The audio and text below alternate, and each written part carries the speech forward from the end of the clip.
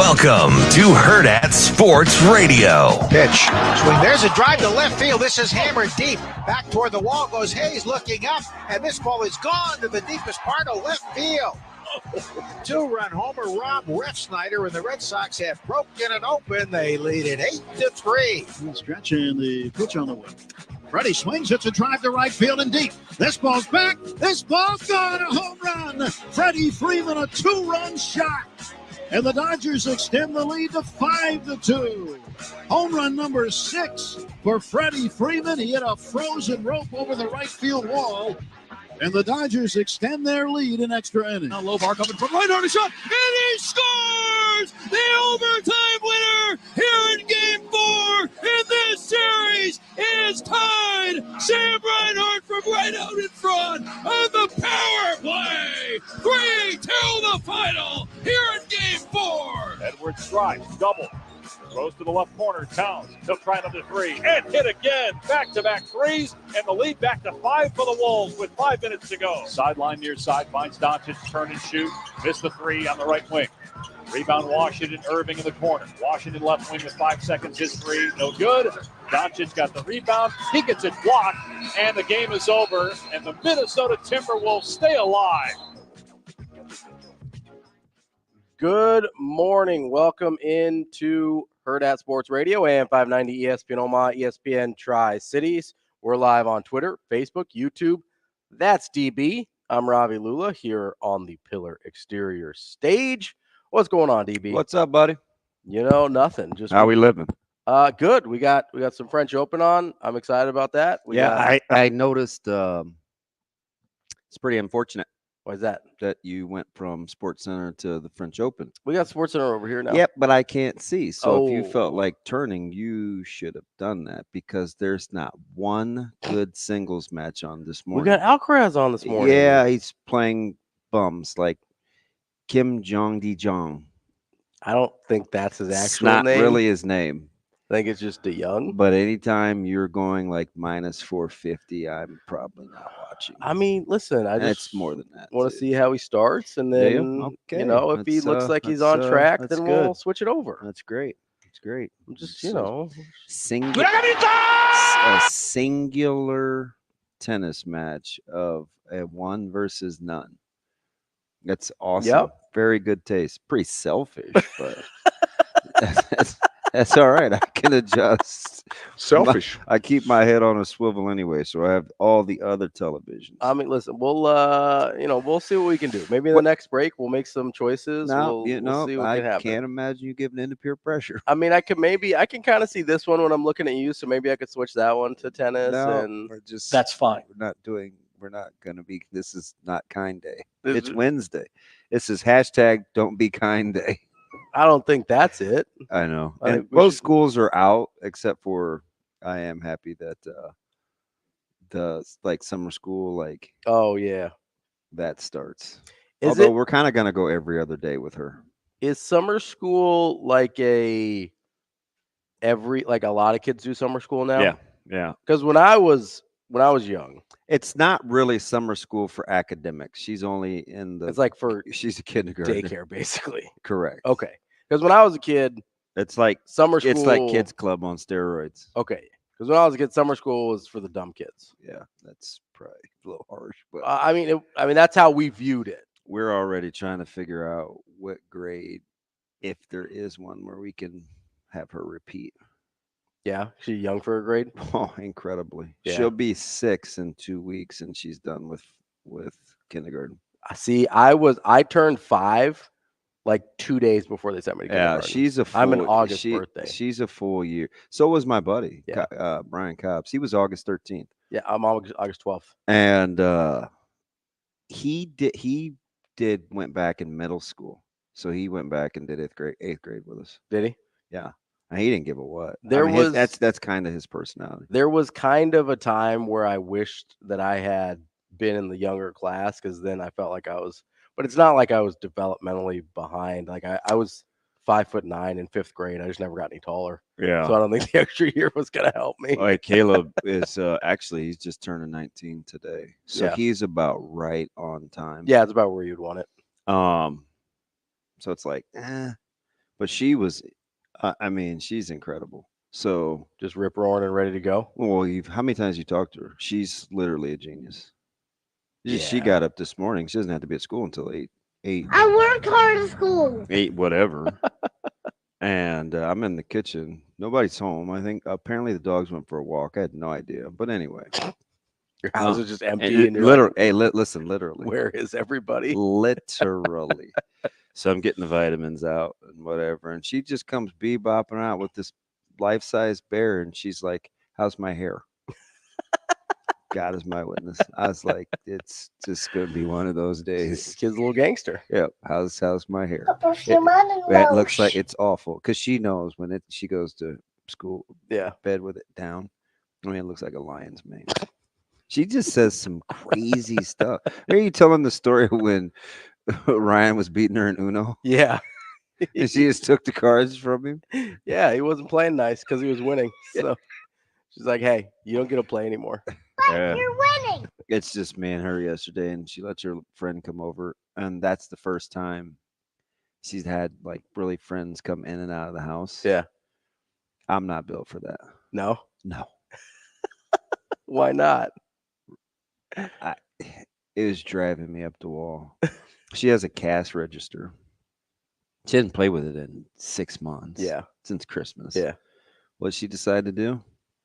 Want to play at the cash register at the kitchen table. So what else does she do? She gets everything that she thinks is a grocery. An open thing of chips, a hot dog buns, a couple fruit snacks, some oranges, apples. I mean, the table, it's just a disaster. Mom, get my nuts. And they're just grocery shopping. And I'm like, don't smash the bread. Don't crush the chips. Be careful there. It's just in and out, in and out, in and out, in and out. I'm just not built like that. Yeah, me either. That's why I don't want kids. Yeah, I got to figure out. So parents out there, is that like a sit down? Do you like talk about the parameters of when you have friends over? I felt bad because she never has anybody come over. Yeah. You know, occasionally she has her little buddy Sadie come over, but Sadie's low maintenance. I don't know. Yeah, I would probably have some ground rules, but I also feel like I'd be the parent. Nobody wanted to like none of the kids. You couldn't it wasn't free reign in our house when I was little. You couldn't even go upstairs. You certainly couldn't go in the kitchen. I feel like a penguin. Not that many. No, I don't. Why would I feel like a penguin? I don't know. Simple said that once. It was just funny. I feel like a penguin. No, I don't feel like a penguin. I feel like a penguin. I must not have been here for that. That was pre-me. Yeah. It's cute. Pre-me. Don't mealy mouth Cabbage me. Patch Kids. That's a different thing. Cabbage Patch Kids. I do remember Cabbage Patch Kids. Yeah. Mostly my older sister had one. Yeah. Had some. I don't know. My parents had them. I don't know why they were doing around the house. Like, what are these things? What are we doing? They're kind of creepy. I just feel like I should lay some groundwork. Probably be like, hey, maybe we don't mess with all the food. Or I mean, that was kind of cringe. It was more just the lack of boundaries. Yeah. Right. And remember my rule of thumb: boundaries with no consequences is just a suggestion. Yeah. So you're just making suggestions to 5-year-olds. Yeah. But I felt that guilt crept in because she was just enjoying herself. Yeah. But she is a trip though. She talks like, I wish people could like just meet her. Zoe? Oh yeah. And she's she's a whole other deal. It's incredible. Bro. What are we doing, bro? What are you doing, bro? Who's bro? Trying to get choked out? It's awful early for that. Fun So no, it is. Summer schedule started. Micah has hoops at Westside, then he's got to go back at 4:30 freshmen don't start yet for workouts. So we're back in. I get rid of one and two, and I back in full swing with another. Yeah, that's the problem with kids. It never stops. There's just always more. Shane, are you feeling a reoccurring theme? There's just always more. By the way, did you see Shane got a nice haircut? Yeah, you get all lined up over there. You should put yourself on the stream, like the boss always wants me to be. How can I figure out how to make my screen freeze? Hello, friend. It sounds like you already do. I think I already got a text message about it. So Dang, should I turn that off? Are you hardwired in? Or you just Yeah, I Wi-Fi? heard. So I hardwire in sometimes. Yeah. And then when I feel like being ornery, I turn my Wi-Fi on. Okay. Coming up on the show today, 8 o'clock, we've got Brian. Well, can somebody fix my email? I've tried like 4 times. You suck. I know. Just because I'm Indian doesn't mean I'm good at IT. I never implied that. Well, you do. You are just like, hey, will you fix my phone? I can't. It's fine. Like, hey, can you fix my tweet deck? No. Call Jacob. No. Did I tell you about that dude? No. Oh, he's just walking in your neighborhood? Yeah. Yeah. He's like, hey there. From behind. I was like, what the? I know that voice. I turned around because I was putting the trash out. Yeah. He's just bebopping on down the street. Hey. He's like, yeah, I live right across the street in that complex. I go, oh, man, that's awesome. So we just stayed and talked for a little while. He's like, Bigelow lives over here, too. I was like, cool. Yeah, I'll have you guys over. Like Brian Piccolo? Jacob Bigelow. Oh, okay. Who I bet would be hilarious. Oh, Bigelow's great. Yeah, Yeah. You just imagine us like chopping it up on the back deck watching games. That would be super funny. It would be it'd be you 3 degenerates watching the NBA, like watching the Fever and the Sparks. Yeah. Or you'd be watching, it'd be, like late regular season non-playoff teams in the NBA. You just be like, oh, this is great. And people love the long shots. And I'd be doing anything else. Oh man. I'd be like, DB, you can watch this. We're not going to talk about it. So it's okay. Why not? Why shouldn't we just watch Alcaraz? Listen, he's struggling a little bit right now. See, it's early, but he's struggling. We got to see what happens. Struggling. The tension is real. It's 15-0. What's he up? 3-2? No, he's down 2-1. Yeah, it's palpable, bro. My eyesight is horrendous. There's literally like an eye doctor next door. Like you should just walk on over. No, nobody that looks like me even ever goes in there. Well, black people don't get glasses. Well, I'm sure they do. It's not. You suggested it's not that one. You suggested next door. I'm just saying it would be really convenient. You wouldn't even have to go in. You just like literally. How convenient. I mean, you could. How you know my vision? How you know they're on my plan? I have no idea. Well, you just stop making suggestions then. It's because I can't see. I suggest you get some glasses so you can see. That was awful, wasn't it? It's 2-1. Yeah. I can see the 15-30 though. That's weird. Is it the color contrast is better? Correct. See, I know some things. Yeah, white on green. White on green. We got Brian Christopherson coming up at 8 o'clock. Husker 24/7, our guy. Yeah. We've got Kevin Sjuts checking in on his twins. Yeah, we'll see how it goes. They were okay. Yeah, they were okay. Byron Buxton's still not okay. Kevin Sjuts, 10-11 News in Lincoln. And we've got Rob McCoy. He's the head baseball coach for Niagara. Niagara goes first. At 9:43. We'll be previewing all the teams in Nebraska's regional as we go through the week. And we start off with the 4 seed, Niagara. I hope they win. I always hope. This is very strange of me, I think. But in these tournament settings, the small one, always want the bad teams to win. And maybe they're not bad is wrong. Bad is wrong. Higher seeds, you mean? The worst seeded teams I want to win. Because I do think a lot of them are good, but they just are whatever conference they're in. I forget. Shane, is it higher or lower when the number's higher? I think it's lower. Okay, because they're seeded lower. Yeah. But it's a lower number, but their seeding is lower. Yeah, I understand. That's why I just said worst seed. It sounds dumb when I say it. Like worst seeded makes me sound like I can't read, which is fine. Apparently I can't. I can't read. Oh, Alcaraz tied it up. Good. That was close. 2-2. Oh, yeah. Regular barn burner here. He hasn't broken DeJong yet. We're on like the round. What is this? The round of. We're not even in. Second round. We're not even in quarters. No, yet. it's second round. What's happening? You know how you get. Hey, you have to earn the right to play in the quarters. Oh, Lord. That's what Matt Rule would tell me. Man, that's dirty socks. You got to earn. What's because they're playing on dirt. Yeah, that's what it is. Understandable. You're playing on dirt. You get dirty socks. That's how things work. Oh, used to watch my man Bjorn Borg with the dirty headband. I'm like, why would he put that back on his hair? In his hair? Bjorn? Yes. Yeah. I was a big Borg fan. He was good. He's very, very good. Yeah. He was a softie too. Are you sure you liked him? Aren't you? You're a power guy. Nah. See, he was like just before I started watching. Okay. So he didn't really catch my eye. I was a Sampras guy. Yuck. Yeah, come on. No, Pete was cool. You gotta be like that. I just wasn't a Sampras guy. 7-time Wimbledon winner. Yeah. So that was my deal. Is like Wimbledon was the one thing I could watch because it was on NBC all day. Didn't it at once upon a time the championships would somehow be on a Monday? If it got rain delayed on Sunday, yeah. So occasionally. I just remember a couple times it was on a Monday. I was like, this is weird. When there's a rain delay over the weekend, they just bump it the next day, and it is super strange. But yeah, like before it was on ESPN all the time. You eat the parfait, the people like taking the parfaits and stuff off the tray when they're. It's not parfaits. It's berries and cream. Oh my gosh, who are you? I have great respect for the traditions of Wimbledon. Shane, What's the difference? it's a parfait, man. Get it. Parfaits are yogurt, which, despite what DB believes, I'm not a huge fan of. Yeah, because I'm not Greek. And berries and cream is more like a dessert, like a whipped cream. You're an idiot. What? Or like a heavy, like a heavy whipping cream. Yeah. Thank you, guys. Okay. It's almost like a frosting. That's cute. Want some strawberries and whipped cream for breakfast? 100%. Yeah. Why not? Sounds delicious. You're gonna go hang out on Henman Hill?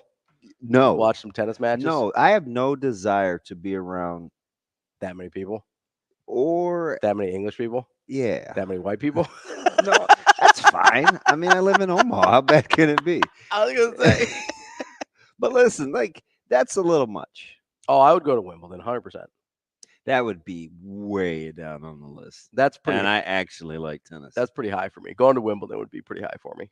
And I mean, you're shoulder to shoulder, and you sit there for probably 45 seconds at a time and don't say a gosh darn word. Yeah, that sounds incredible. That sounds miserable. Sounds terrific. Clap. No way. Come on. Look how long these people, they're like not even moving. You sneeze and you're asked to leave. No, there's quiet, please. Quiet, please. I'm not doing that. Yeah, but you got to make sure you don't have like a coughing fit or anything. You can't have allergies. Yeah. Just got to be Well, quiet. last couple of days, you'd have to stay your little behind at home. Quiet on the surf, How please. are your sinuses? We're getting better. We're on the upswing. You didn't bring any coffee. I noticed that. I didn't have any coffee. No, I went a different place for my pastries today. I ate it on the way in though, because my blood sugar was going low, so I kind of had to. Wow, no meat today? No meat today. Sucker. I mean, listen, sometimes I just want a little pastry for breakfast. Come on, man. Yeah. What do you think the Mavs got up and ate today? Crow? I don't know. That's tough. It's such weird series. Indiana had no business getting swept, and Dallas is like, I don't know. You watch them, and it's like, how do they do it? How do they win at all? Yeah. Yeah, I do wonder that sometimes. But I mean, if you look at the series, Minnesota could have won every single game. I know. And they're down 3-1. Yeah, because they just wet the bed 3 times. And they almost did last night. You almost jinxed them. I did. Well, no, I waited until they lost the lead before I texted you. I just go, here we go again, Minnesota. It's flickering. Because it happened every game where they're like, oh, Minnesota's in control. They're finally going to get one. It's bad. It's like, fool me once, shame on me. Fool me twice, shame on you. They don't get enough easy baskets. Minnesota? Yeah. No, they don't at all. Like, that's the other thing. Like, if Dallas, I don't know, I didn't look up their percentages last night. Dallas missed a ton of wide open threes, especially in the second half. But you know what? They've been streaky this whole series. They have, but they consistently get good looks. Yeah. Like always. Well, they're not going to be like Boston, who's going to shoot 38%, and it's going to be like. Boston's disgusting. They gave a great analogy during the broadcast the other day, though. It's like if they shoot 40%, they're not going 4 of 10. It's going to be volume to get to 40%. They're going to shoot that thing 30 sometimes, right? Yeah. It's like it's going to be what 12 for 30 or whatever that number is, right? It's big. I think that's right, actually. Look at me. Quick math. That might be on.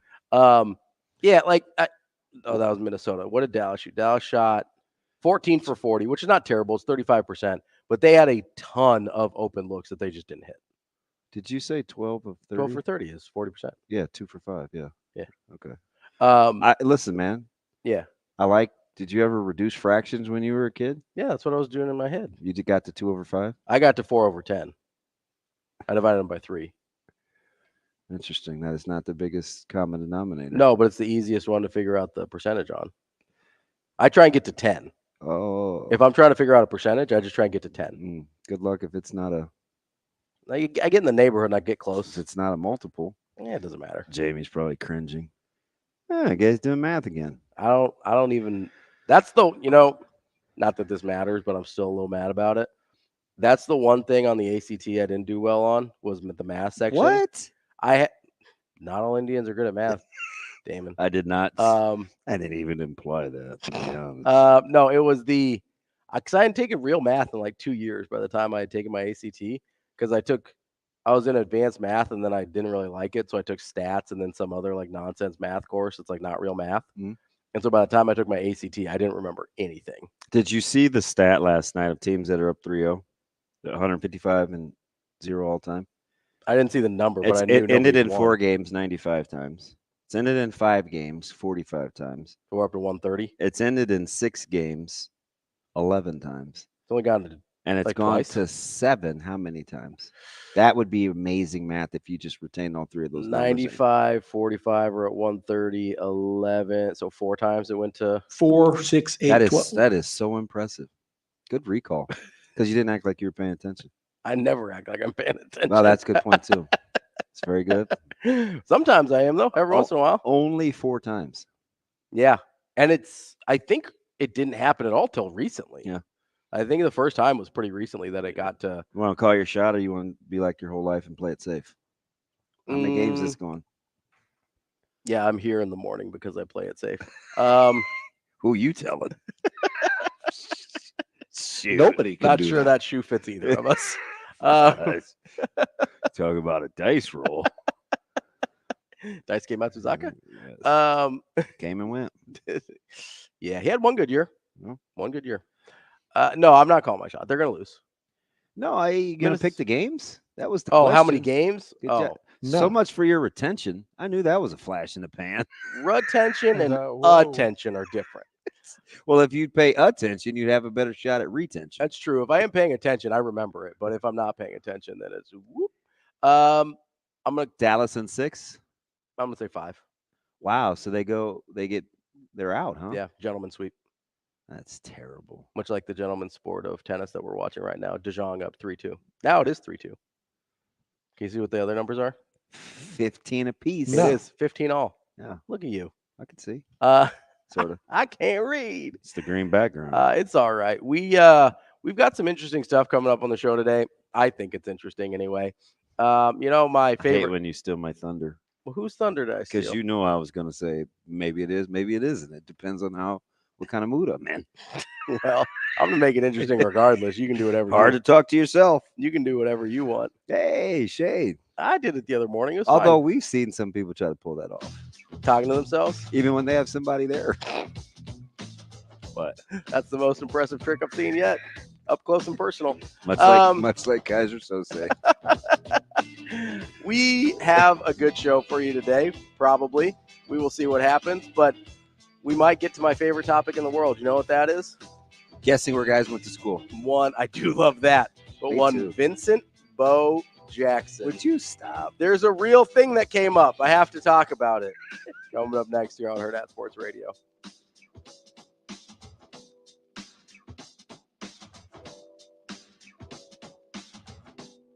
We will be back.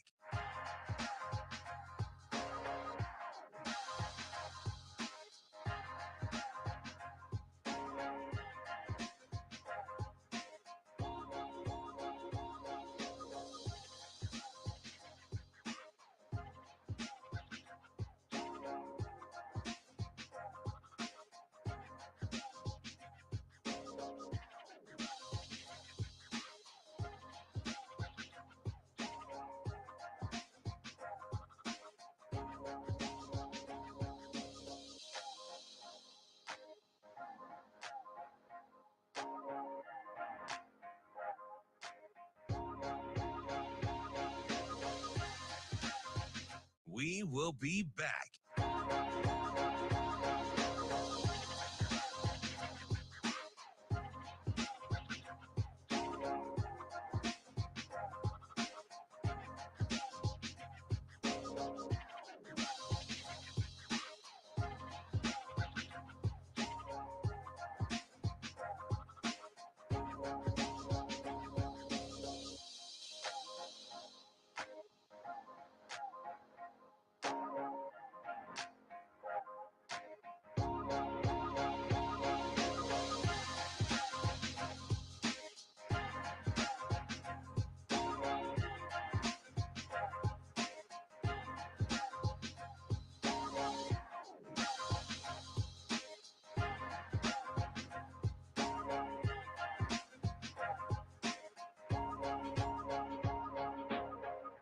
We will be back.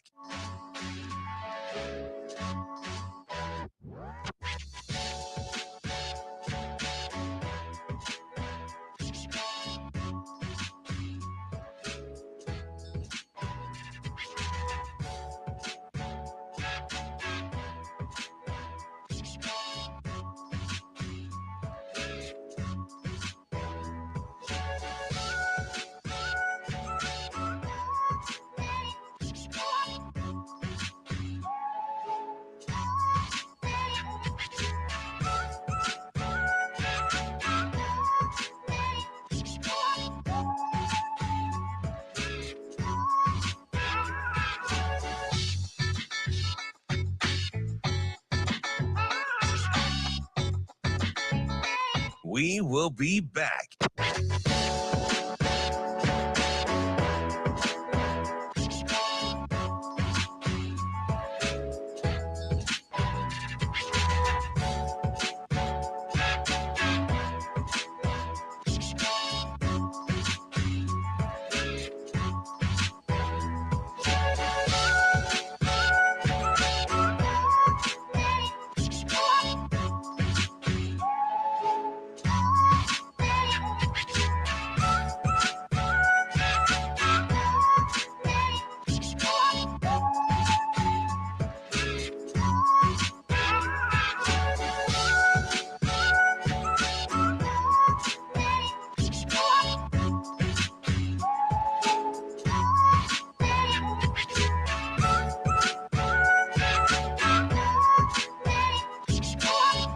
We will be back.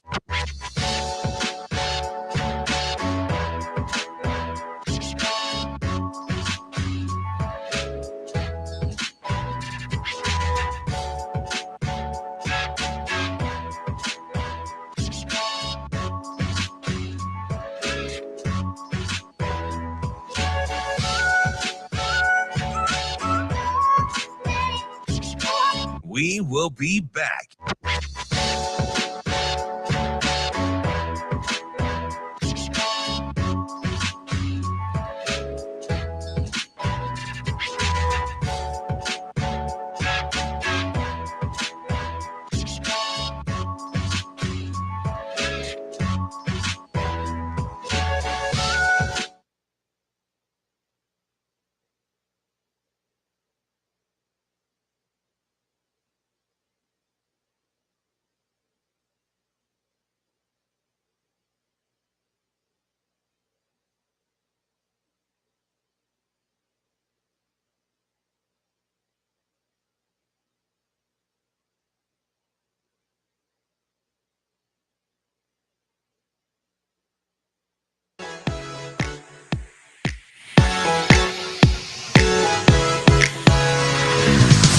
You're listening to Hurrdat Sports Radio.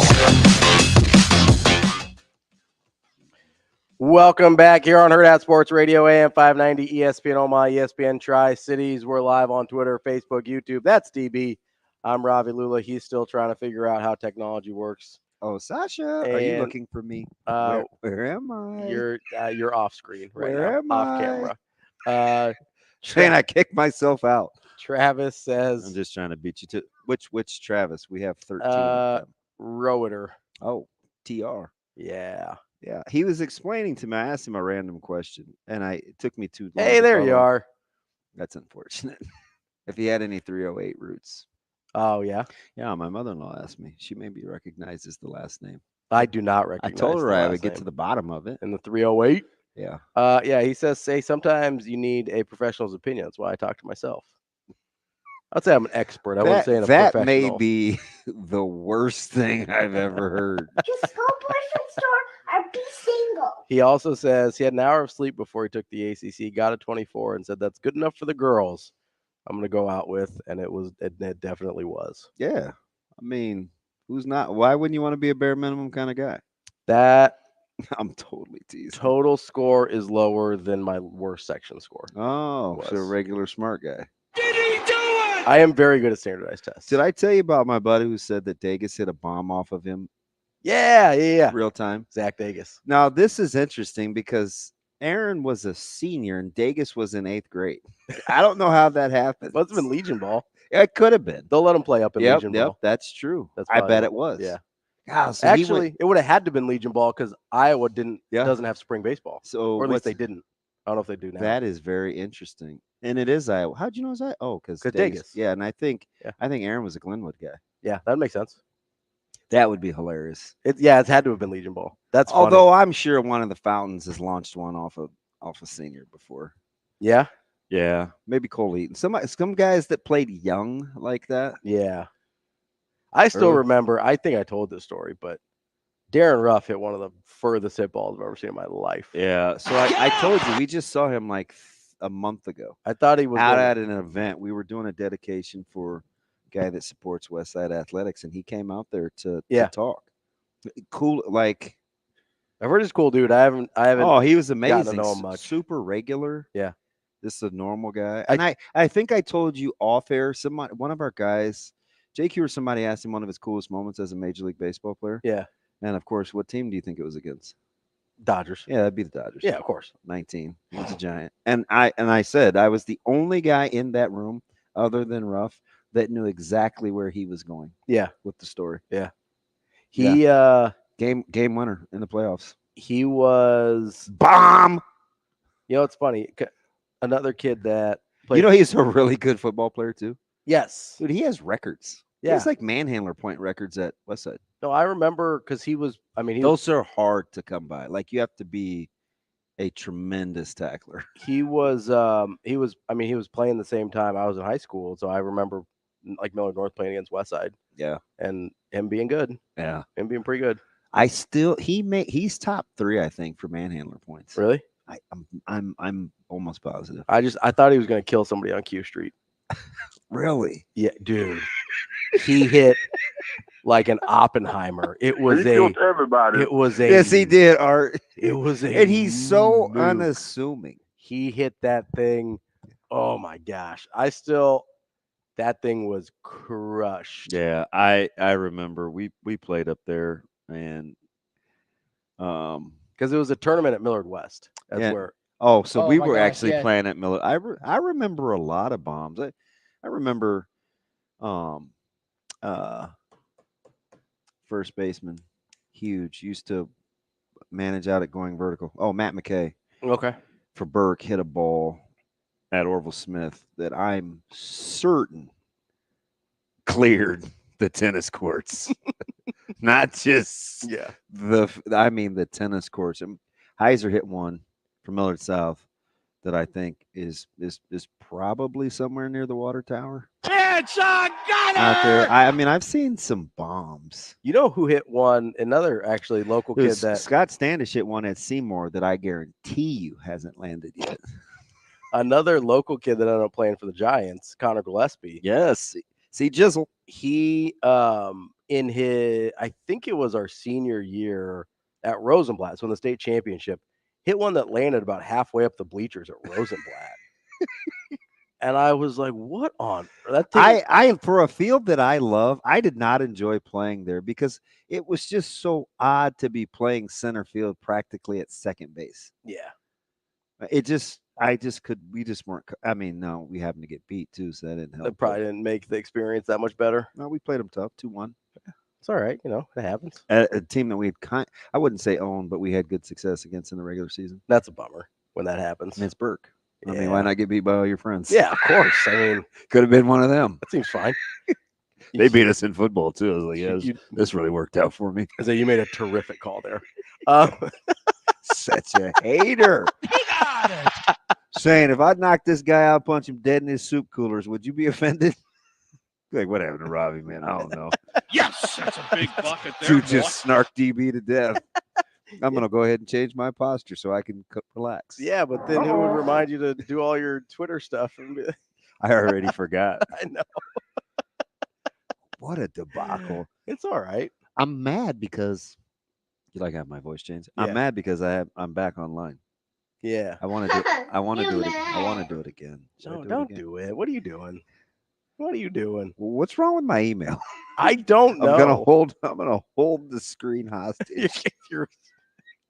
Everybody in this building has had my phone to fix the email. And it's fixed for Even our manager. It's fixed for like 12 hours. Monica came over. She's like, "Did I just do this the other day?" Yes. Yes, she did. Well, you did too. I did. You saw me do it twice. I sat here. I'm like, okay, we're good to go. And then I showed you, and we were good to go. And then like you were holding the phone, and it disappeared. Yeah. I don't even recognize what we're doing here. Kind of like your hot takes in sports, they just disappear. No, they don't disappear. At least they don't in my mentions. People like to remember those. I don't know if you know this. Does that mean I should bring up Bo Jackson right now? Oh, why not? Okay. I thought it was going to be the anonymous coach's bag, but No, we'll go Bo Jackson. We'll get to that later. We're going to win a national championship this year. Obviously. I mean, I gave us till 2026, but whatever. Yeah, playoffs. If you do, you look pretty smart. I'm the only one that said it. I'm telling you, a couple guys across the river agreed. Like, they absolutely said out loud that dude was – it gives them pause for concern when he was hired. Yeah. No, I've heard that. I've heard. But what most schools don't say that. No. But they were ridiculously honest. That's part of their secret sauce. Yeah. Oh, yeah. Just, hey. Oh, yeah. They put it out there. Listen to Vince Ginta. That's part of the rule, secret sauce, too. He's amazing. Just honest. Yeah. He is. Well, I mean, that was the whole thing. Honesty and family. Yeah. 1 month in, I said, you better be secure if you're going to hold conversations with this dude. Yeah. Well, and you better be secure if you're going to be as honest as he is. Yeah. That's the secret about people that don't tell the truth. They're insecure. Oh, 100%. Like, you don't most people don't make the connection. 100%. But like, if you're secure about who you are and what you got going on, like, you don't have a reason to lie about anything. And you can do it without your hint of baggery too. Who, me? No, just in general. Did I say you? That's not the pronoun. You said without your. I just meant in like general. The royal you. No. Like at Wimbledon. Back to parfaits, huh? It's berries and cream. I mean, just like show some respect for traditions. Like, come on. Is. I who doesn't want strawberries and whipped cream for breakfast? Just listen, it sounds delicious. I'm all for it. I know there's not enough bacon in there. Were they out of bacon? I was just going to say they out of bacon. I mean, have you ever seen an English breakfast? Like, berries and cream is the best you're gonna do. Yeah, not to go all anti talking about Bo Jackson, but I had a package of 12, and I'm not even a Lynx guy. The price was just incredible. Patty guy. The price was incredible. Yeah, it's like $2.98, and they were fresh. Yeah, there were 12 in there. I don't know. I ate 8 in the sitting plus 5 pieces of bacon, and I had 3 eggs with some yogurt in there. And Caleb goes, "That is a lot of protein." I'm like, and guess what? I'll eat all this, and you won't even be full. Touched it. You're eating like I'm still trying to bench 405. Like that's. And I'm not growing. I'm going the other way. I don't know what it is. That's the kind of. Well, it's because you're not eating carbs, so you're like shrinking up a little bit. I don't have any. I guess my craving is for. I still want an Asiago cheese bagel. Yeah. Salmon. Yeah. Or a sandwich. But I'm gonna knock the flatbread out this weekend. It's cottage cheese, 2 scrambled eggs, and you season it. Mm-hmm. I'm gonna see if it works. Yeah, well, I don't know. It's not gonna taste like bread. It might work. I just need it for something to hold. You just need a delivery system for all the other meat. Bro, I ain't having another lettuce sandwich again. That's for sure. Coming up, Bo Jackson. I'm sorry, Bo Jackson. Unbelievable. We will be back with more Hurrdat Sports Radio here. Sasha just shaking her head. Like, on AM. What are these guys doing? We're just talking. Almost certainly has turned it off by now. AM 590, ESPN Omaha, ESPN Tri-Cities. Alcaraz broke DeJong. He's serving. Oh, here we go. Second round of the Frenchies. Watch out, guys. Hey, you love Frenchies. I do, actually. More Hurrdat Sports Radio coming up next.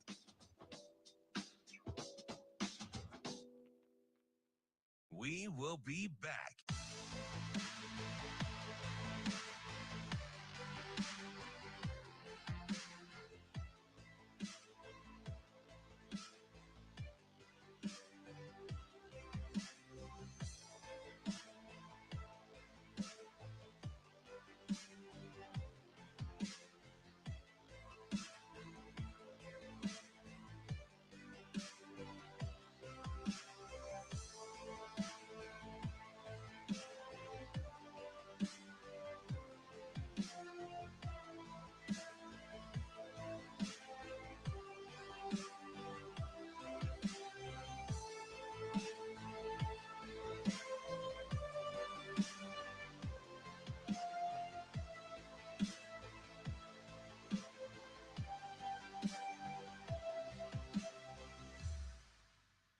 We will be back.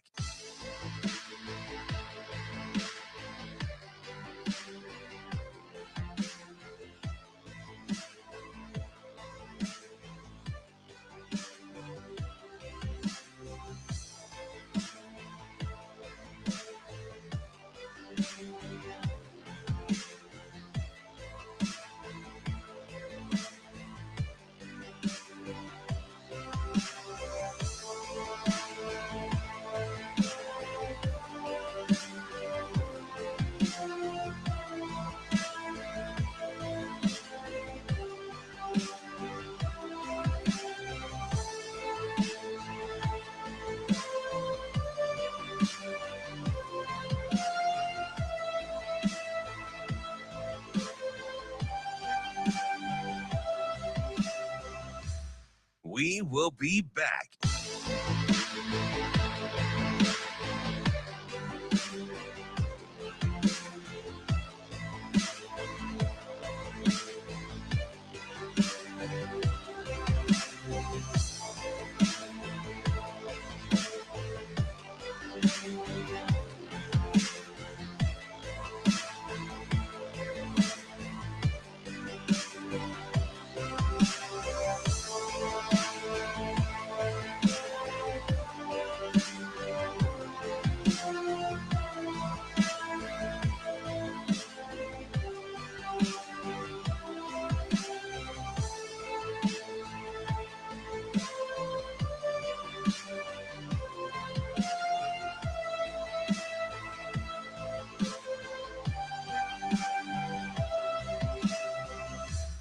We will be back.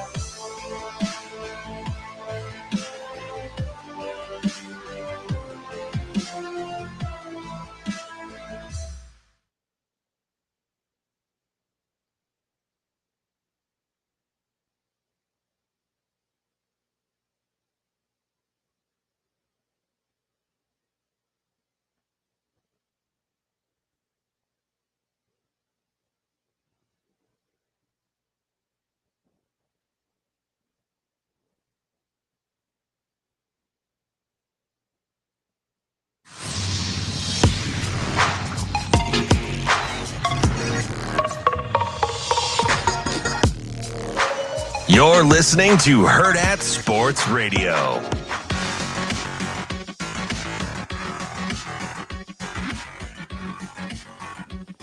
Wrapping up hour number one here on Hurrdat Sports Radio, AM 590, ESPN Omaha, ESPN Tri-Cities. We're live on Twitter, Facebook, YouTube. That's DB. I'm Ravi Lulla. We are live on the Pillar Exterior stage.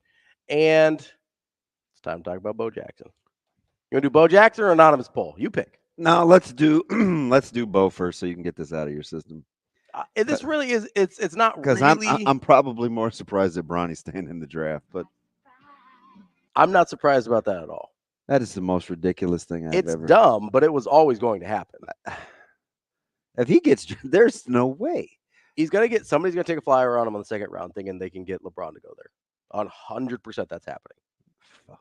LeBron. There's gonna be 50 guys better than him that don't get drafted. 50.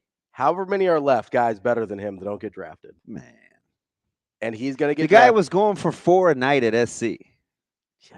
That's 2 buckets a night, DB. You don't understand. No, he's bad. Would we be having this conversation? If his name was Joe Smith, we would not be having Why would you want to be the franchise to do it? Because you want his dad. Okay, so you don't want to be a gimmick? That's it. Okay. It's not a gimmick. It's a bait. For 40-year-old LeBron. It's bait. Okay. If you think you're a liberal, like let's say you're the Philadelphia 76ers. Sure. You're going to waste a second-round pick to think you can sign LeBron in free agency? What's a better chance? You get somebody with that second-round pick that actually makes you better, or drafting Bronny gets you LeBron James, and he actually does make you better. But they're not winning with him. They're better than they are right now. Oh, I give you that. I'm not saying they're winning a title, but if you're Philly and you're sitting there and you go, well, we got Embiid. He's won an MVP, right? Really good. That would be a very Philadelphia thing to do. It's a very stupid NBA GM thing to do, and there's a bunch of them. That would be a very Philly thing to do. Right? You sit there, you look, you go, I mean, New York seems to be in a little bit better hands, but 3 years ago, it's definitely something New York would have done. New York has some paper to spend, too. I'm just saying, you sit there and you go, hey, I've got this second round pick. What did you say again? You go, hey? Hey. That's probably not what you'd say. I'd be like, excuse me, sir. No. Hey. Now, how in the world did I just lose my tweet deck again? Where's Jacob Padilla when I need him? He lives certainly not walking in my neighborhood. I'll say he lives right behind you. It's not a snowball's chance in heck he's up. You go find him. Okay. Oh, you're gonna be doing this again. What am I doing? That the tweet deck thing? Yeah. You know I didn't fix it last time, right? Well, yeah, I just kept refreshing and it finally worked. Okay, we'll give it a go. Yeah, dial in, champ. I'm trying. I'm tired. TK's blaming this on me. This doesn't have anything to do with me. 100%. I deflected, and then he said, "This is 100%. You know what happens? You have to become the company you keep." This is 100% your fault, DB. Ooh, Alcaraz won the first set, 6-3. Squirrel. Go ahead. Hey, Bo. DeJong has the ad early. So Ian Cummings from Pro Football Network named his top 5 greatest running back prospects of all time. So coming into the draft. So you just were bumping around yesterday? Yeah. Yeah, I skipped through it. I saw that. Yeah. Well, when I see Bo Jackson's name, I skipped through that. Did you? Why'd you hold? Because. Were you really just scanning? Yeah. I was. That's interesting. Well, I was scrolling. I wasn't. Okay. I saw it on internet, not okay, TV. Okay. So I stopped there because I saw one Vincent Carroll Bo Jackson. Oh no, that's a different guy. Bo. I do like VCJ. Yeah, saw Bo Jackson's name on there, and so I was great glasses. I was VCJ. Yes, they're like the rubbery but horn rim looking ones. Yeah, like old, like Eric Dickerson. Yes, because that's your guy. You love him. It just he doesn't give a what. I'm a VCJ guy. Speaking of Eric Dickerson, he's also on this list of greatest running back prospects of all time. Who else do you think's on the list? There's 3 more. So are these guys that could have been good had they played longer? No, because some of them are good. Some of them actually were good. Prospects, okay. I like this. I like this. LeBron was a great prospect, and he ended up being good, right? Peterson has to be on there. Not on there. That's glaring omission. Yeah, it's a bad list. Then. Yes. It's a bad list. Well, that's because there were some names on here that I was like, okay, I feel like we're missing some, bud. Bo's on there. ED's on there. There's a guy on here I don't think is right. I know there's some missing, but there's a guy on here that I'm like, and maybe I'm just not remembering it right. So these are guys, if I'm reading this right, these are guys that you think would be prototypical types if you wanted a good running back. Most of them fit a prototypical mold. There's one on here that his production spoke for itself. Oh, that would be him, man. Nope. Good. Not on the list. Well, he shouldn't. Yep. His production in college, I should say, spoke for itself. And it made him on the list. Herschel? Nope. Although Herschel probably should be on the list. If you're talking about prototypes. Marshall Faulk. Nope. There's 5 of these guys, right? Yep. Huh. I think there's some glaring omissions here. Reggie Bush? Nope. Tell me. Okay, so we've got Barry Sanders is on the list. Okay. Which I don't know what he was as a prospect. I don't know that he was viewed. I think that maybe doing a little retro grading there a little bit. He was incredible in college. I know he had the incredible year, but I just don't know because size and stuff. I don't know what he was looked at as an NFL prospect, if that makes sense. Here's the guy that I might be wrong on. So we have 3. We've got Bo, Barry, Eric Dickerson. Okay. The one that I don't remember on, but I feel like maybe was he ended up being a good player, but I don't know how great of a prospect he was. Edgerrin James. My favorite. Yeah, but what was he as a prospect? So Edgerrin James is, do you know this about me, right? That you love everybody know. Yeah. Like Edgerrin James is in my top 5 favorite backs of all time. Mhm. Of all time. Why do I love Edge? And it wasn't even his college production. Okay. Because that was just okay. They didn't run the ball enough. No. And they had 35 backs when he was there. Yes. They were all going to be good at some They point. had Edge, they had Clinton Portis, they had Najee Davenport, and I they think had Frank McGahee Gore, and McGahee they was had McGahee. yeah. Like those 5 guys Another one of my low-key were man crushes. all at Miami at the same time. Edgerrin James is incredible. In my opinion, I think Edgerrin James. Now listen to what I'm saying. Okay. I think he is one of the most complete, great running backs that gets no burn. I remember him actually getting. Than I remember. I remember him getting pushback when he had his gold bust in Canton. Really? Yeah. Edgerrin James was incredible. I remember him getting booed when they drafted him. He was so smooth and fluid for a big, strong back. I'm a huge Edgerrin James guy. So he weighs in at he's 6 foot 216 was his combine weight. Yep. What would you guess his 40 was? Oh, he's a 4.48 guy. 4.38. Yeah, he's. That's what I thought he was. James had mercs. I thought he was closer to 4.5. That's why I wasn't sure about the prospect of it. He could catch. He could block. He was unbelievable. All right, we were at a golf event. Yeah. It was a Husker alumni deal, and Gene Huey, Coach Huey came back. He used to coach running backs at Nebraska, who was the then running backs coach at the Indianapolis Colts.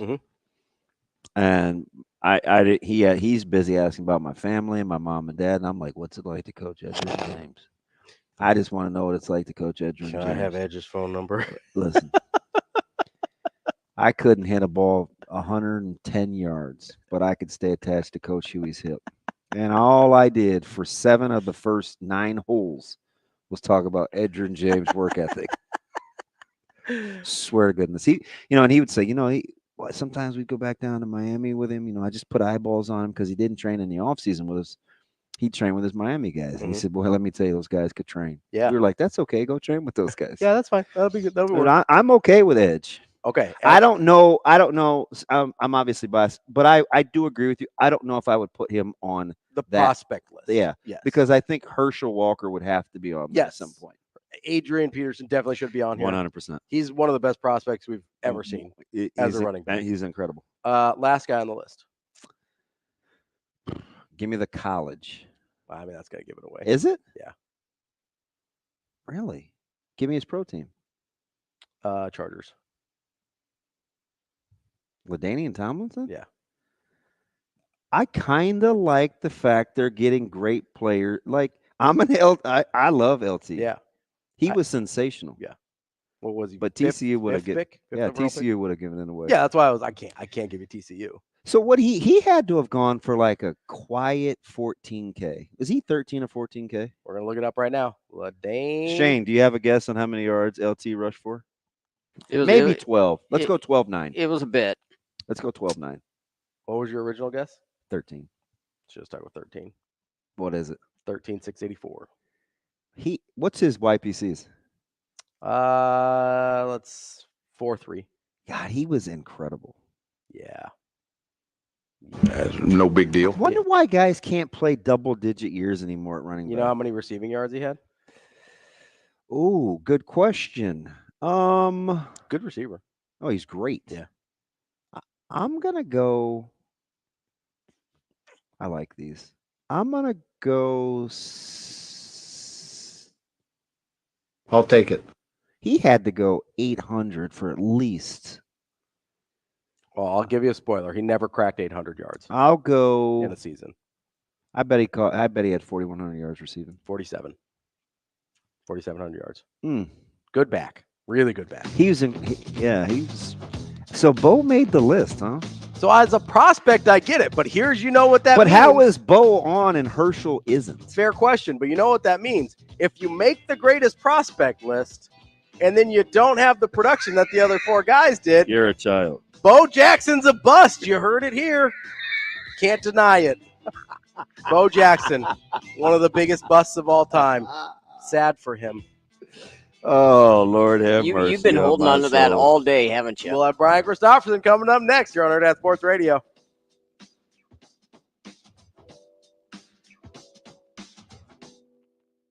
We will be back.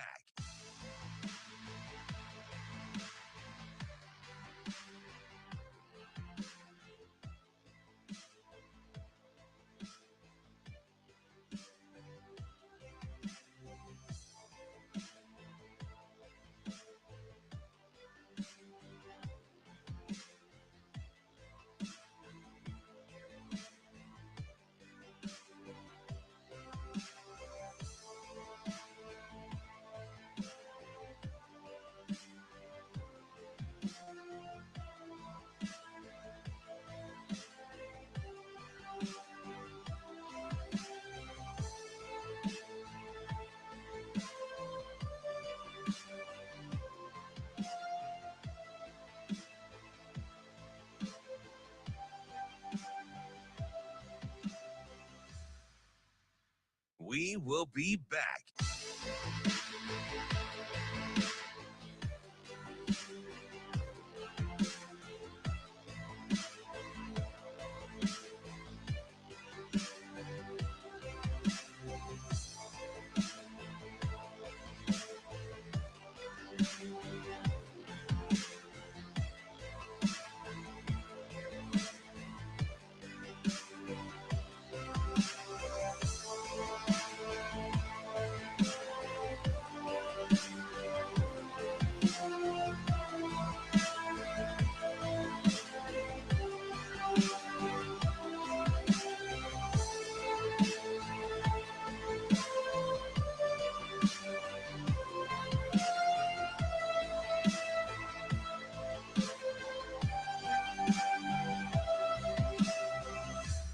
We will be back.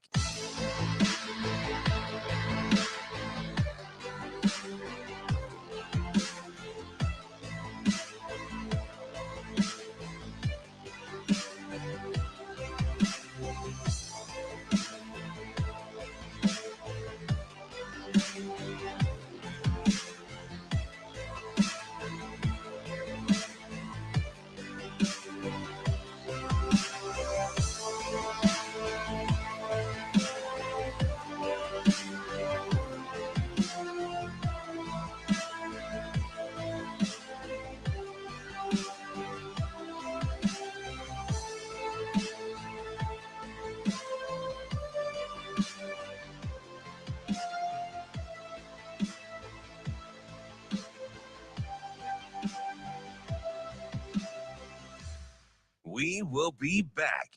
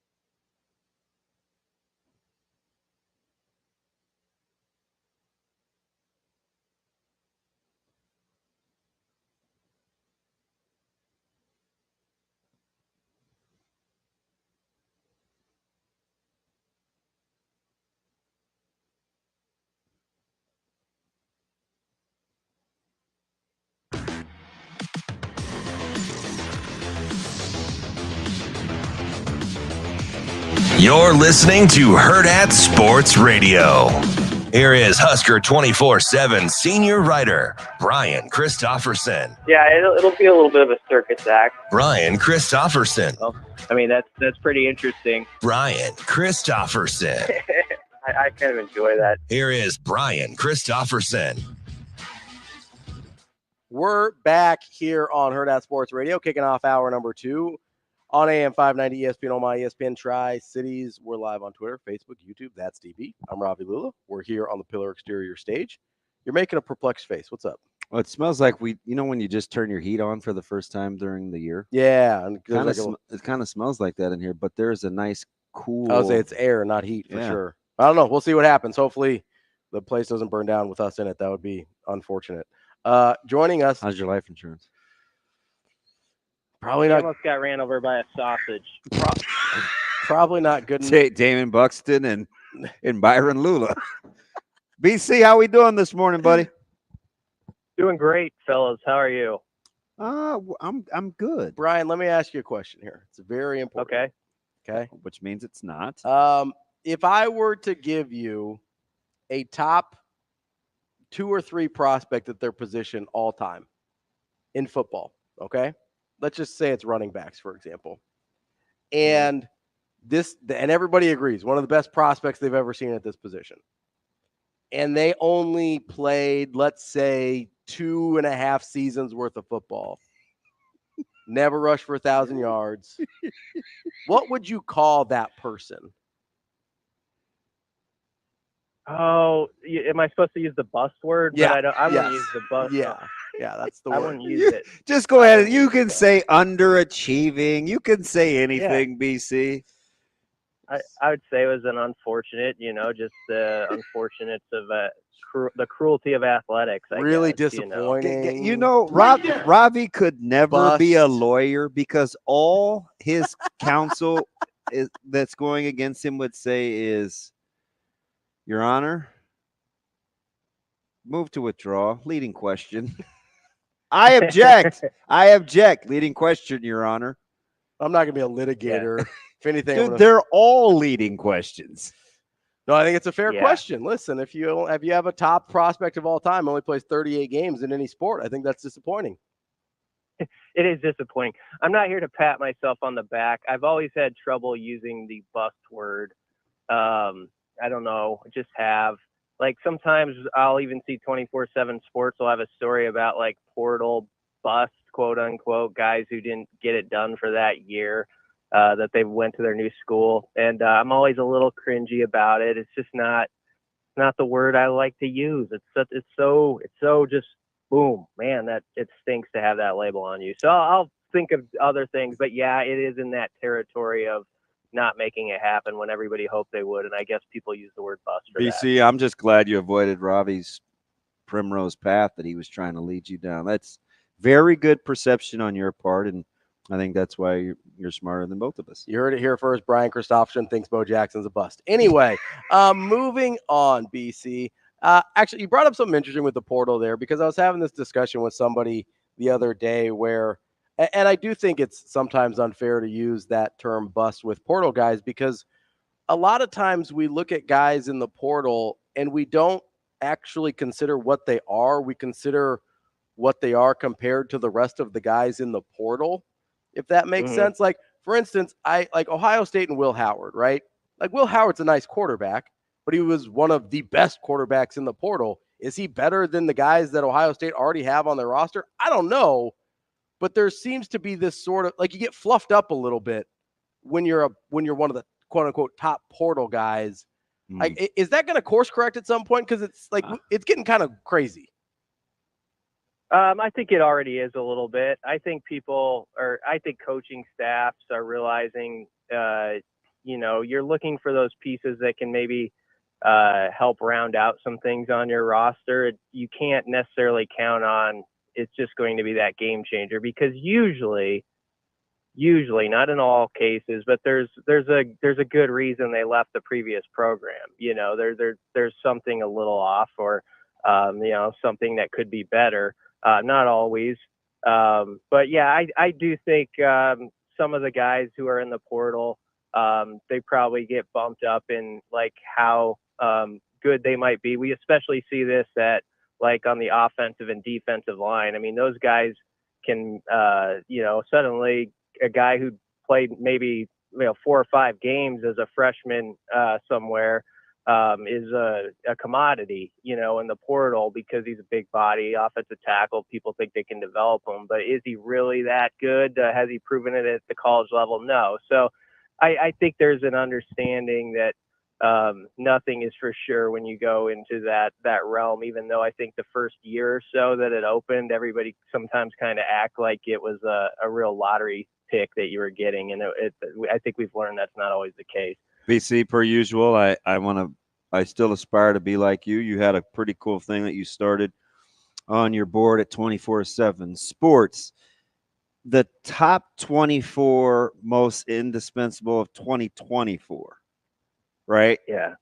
I was scrolling through, and did it catch you by surprise that the first DB listed on almost most of the top 24 lists, and he was in a lot of people's top 5, BC, was Isaac Gifford before a guy like Tommy Hill?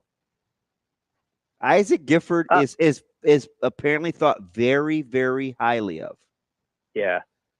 No, I think it's because people listen closely to like what, Evan Cooper in the spring, when he said that, Isaac's one of the best players in college football. That's what he said. And he runs that DB room. Don't get it twisted. Yes. That is Gifford's DB room.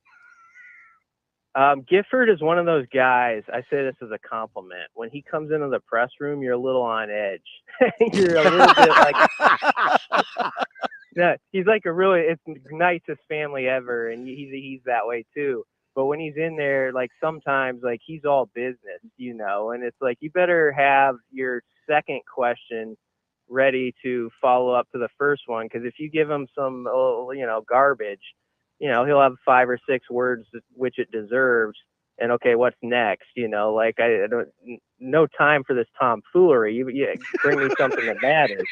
And I think that mindset is very useful to him. As in that room too. It's just like, okay, let's get down to business. I'm not afraid to speak up. From what we've heard to his teammates, when something's out of line.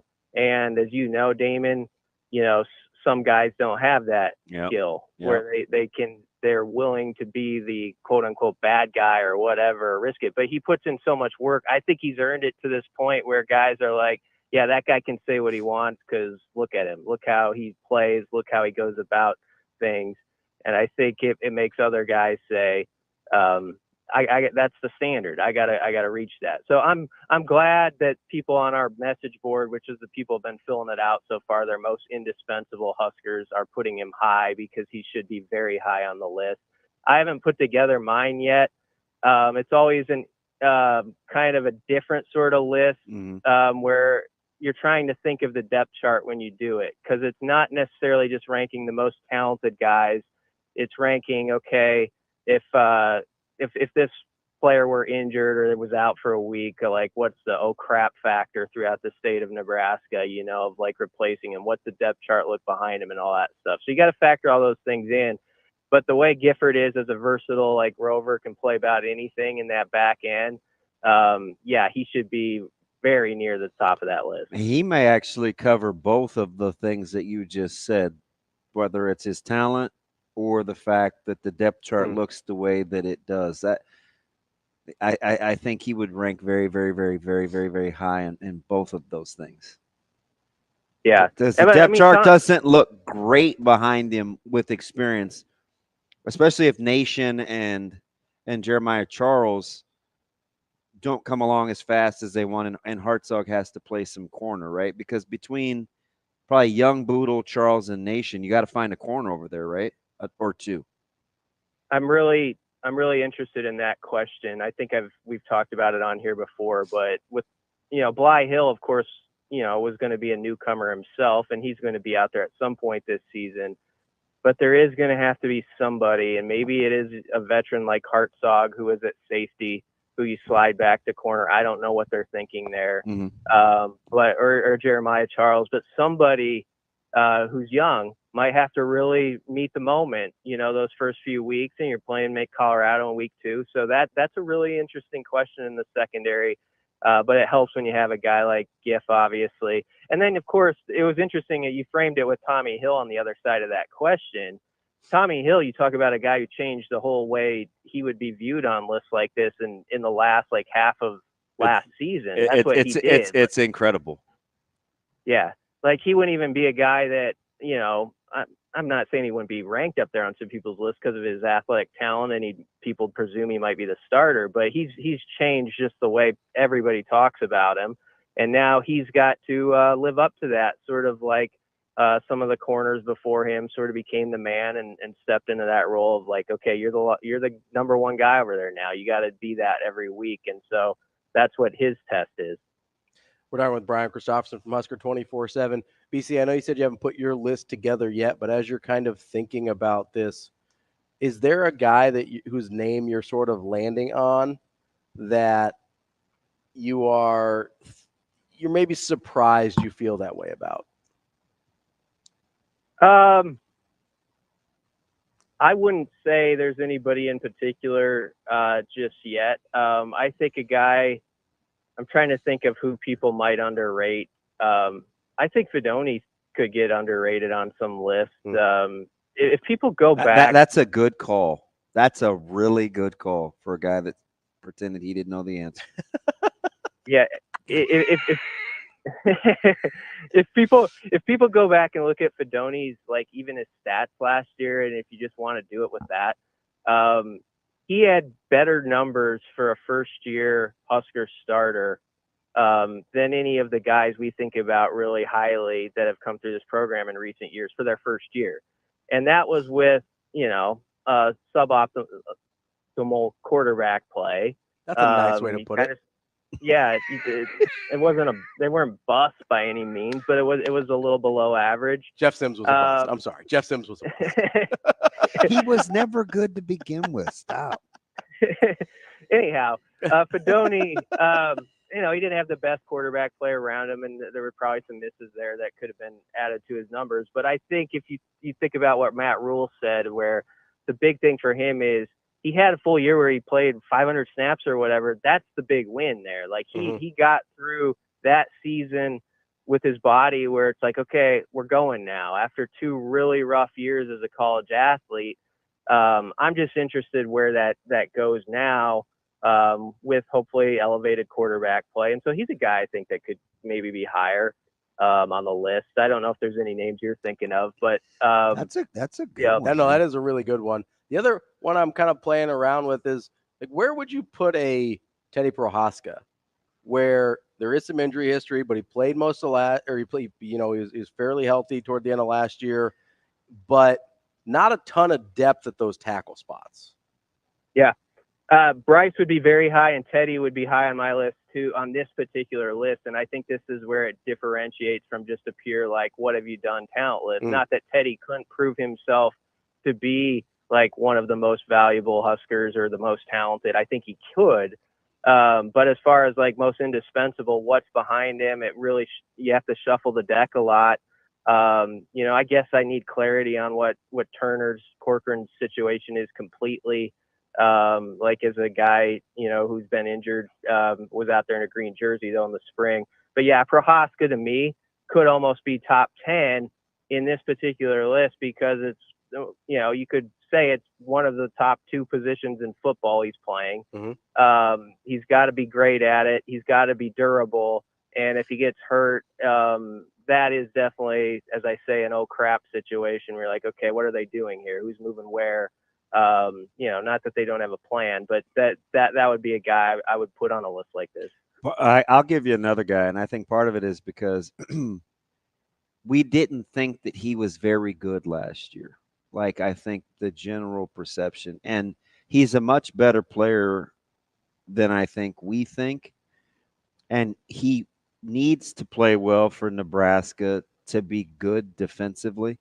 Would either one of you like to take a stab at who I'm talking about? We didn't think he was very good last year. I think the perception is that he's just okay. Ravi? Who did you say? I'm sorry. I haven't said a name. I said, would either one of you two like to take a guess at who I'm talking about? Perception was he was just okay. Yep. Will you continue to bat 1,000 during this segment, Brian Christopherson? Was he's batting 900. He wouldn't say bust. Javen Wright? Are you saying Javen Wright? Nope. Because we think he's going to be pretty good. MJ Sherman. Okay. I'm going to go Malcolm Hartzog. Oh. Okay. I think we were a little down. We didn't really like him at corner. But I'm telling you, like, he had a great offseason. He's bigger, he's stronger. He only says about a handful of words a day. And I'm just telling, like, Nebraska fans, cheer your brains out for him to be good, because if he rises to the occasion and plays to what he's capable of playing, Nebraska got a chance to be good on the back end. Like, I think he's kind of an afterthought. Yeah, he is, and it's not right. You agree? Yeah. He's going to be a huge dude. I mean, as far as just what he matters to this team, partly because of his versatility. And what's interesting is he's so Evan Cooper stinking smart. He's incredible. Well, Evan Cooper said in the spring he thought he made it tough on Hartzog last year because he asked him to do so many things. And so they were really, at that moment when he did the interview, locked in on him as like he was working at that safety spot. Of course, with injuries and stuff, you do wonder, does he get moved around and is he dealing with sort of the same challenge that he had last year? But I am with that pick, Damon. He would be a guy who would definitely, I think, be top 12 in this list because he can do so many things.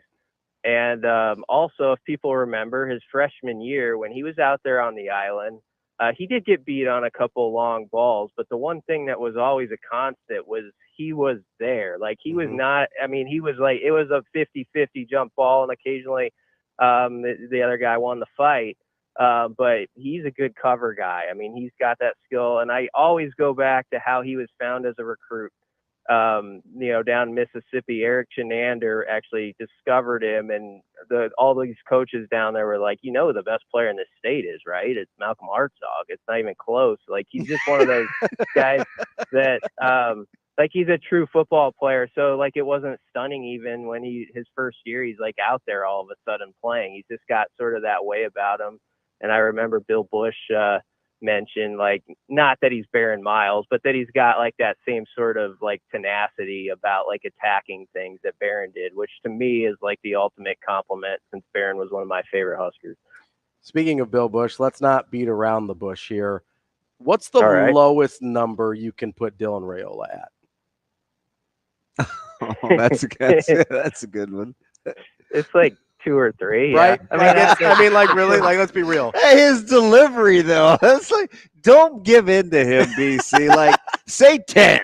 I'm a bully. I'm sorry. Say 11. Or TK says I can lead on cross-examination. So the quarterback always ends up like 1 on most people's list on this thing. I know, like, if you look at last year, like, we all bought in that, like, to sort of the off-season comments, and Sims was 1. I'm sure of that. So I don't want to like resend that list out again this year. But wasn't that accurate though? I mean, Sims was 1 in terms of importance. I told them no. Like, yeah, like his whether for good or bad, importance doesn't have a connotation of positive or negative. That's exactly true. The list isn't just settled on if the person actually did well with it. Sometimes it's like, okay, it was proven that you weren't quite set. Although I give Heinrich credit for being a gamer when he got in there. But I would say Ryle is like, top 2. There's no doubt about it. And that's part of that's a credit to his spring. I think giving people the confidence to say that without like sort of whispering it, like you do get nervous about that stuff with the first year freshman. Yeah, I think people are like, all right, I'll say it just in a normal tone. I'm not going to do it through a megaphone or anything yet like that, but that's where we're at with him. So I also think, guys, that we've done pretty well in this state about keeping it on the tracks with the hype train with him, like, as much as you can. I don't think it's been out of control, actually. Just give it time, BC. Just give it time. yeah, it might happen in the fall, but so far I think we've done better than past years with a player like him. Maybe I don't know if we've had one quite like him, but players that have been thought of like in that regard, we've sometimes let it get a little far down the road, and I don't think I think we've done better than usual. You know what? Just for the sake of it, because I kind of believe it, I may go 3 DBs ahead of Raiola. You're just being petty now. No, I'm not. Because listen, BC, I What'd you could. say? So I'm gonna go Giff, Singleton, and Tommy Hill, and Yeah, then maybe an O lineman, and then maybe DR.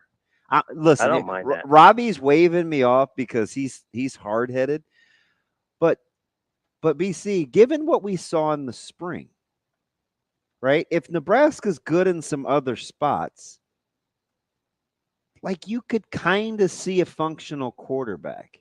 I don't know if I could see other functional DBs right now. And if that secondary isn't good, that defense can't be good. I don't know, man. I'm not just being a contrarian. I would probably slot him 4 or 5, closer to 5. So within what you're saying, though, you're really high on the top end of the secondary, and then but you do need the depth to prove it. I'm saying that if this team wants to be good, those guys have to be ready to go. Singleton has to stay healthy. Unless you want Nebraska to go young in a hurry, Singleton, Giff, and Buford, if you move Hartzog, have to stay healthy. Otherwise, I mean, I'm not interested in clowning my own kid on radio, but like, during a broadcast, hey man, this dude just got cooked. Like, I kid because I kid. No, yeah, I can just imagine DB being like, "This Caleb Benning kid, woof, get him out of there." Listen, people talk about the bodies in that room. Yeah, go look at it, a quick rundown, and just ask yourself. I think, and then go to how many players you think could play. Yeah, I mean, there's there's a couple of those young guys down early. Like, I'm just, don't let the numbers fool you. Singleton is also like, with some people, he may be right there with Gifford for me. Yeah, well, he's very high to me up there, but he's like one of those out of sight, out of mind guys to some, because he wasn't out there in the spring, and you just don't hear about him a lot. But you talk about next level talent, and he was the guy who last August, before the season even started, Rule was like, he's a dude. Like that guy's like the real thing, man. And everybody's like, oh, that's interesting, because he hadn't even done anything at Nebraska yet. And so I think they were right on the eval on him. And now I just hope for his sake he's ready to roll and he gets a full season, because I'm with you. I think he's one of the top 5 talents easily on the roster. I'm going to change Ravi's mind too, BC. You watch. Just give me another hour and a half of this show. That's almost certainly not going to happen. You heard it here first. Brian Christopherson said Bo Jackson's a bust and Dylan Raiola is the GOAT. We'll talk to you again next week, BC. All right. Yeah. Bye. Thanks, me. More Hurrdat Sports Radio. That's why we don't like talking to you, Robbie. With Kevin, nobody does. With Kevin Sjuts coming up next. We will be back.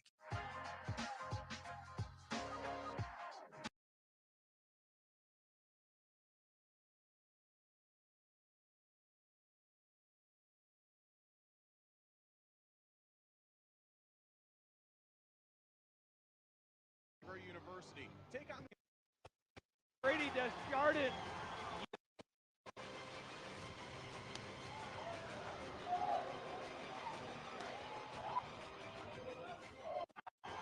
Yes, he has improved his hitting.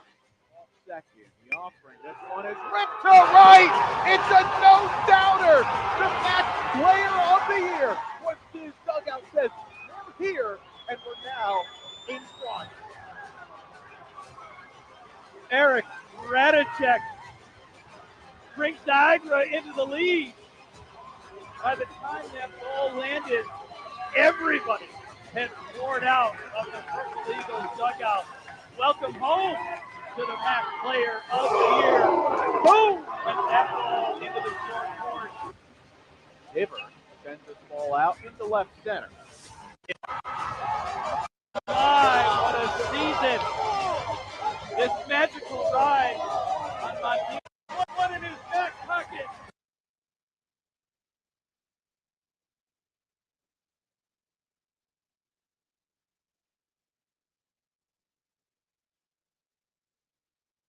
And a good Saturday afternoon, everyone. It's time for Matt. Matt Ward, he too stomps on home plate. Join the circle. Goodbye. Dugout. Well check. Brings here, and we're now in front. Eric Radicek brings Niagara into the lead. By the time that ball landed, everybody had poured out of the Purple Eagles dugout. Welcome home to the MAC Player of the Year. Boom! Trader first. Kell kicks and deals. This ball is lifted to left field. Carrying. Goodbye. He is Mr. MAC Tournament. Matt Ward does it again. Well, the Purple Eagles breaking out a little bit of the long ball here in this 8th inning. Matt Ward, he too stomps on home plate. Join the circle. He kicks, he deals. Breaking ball. We will be back.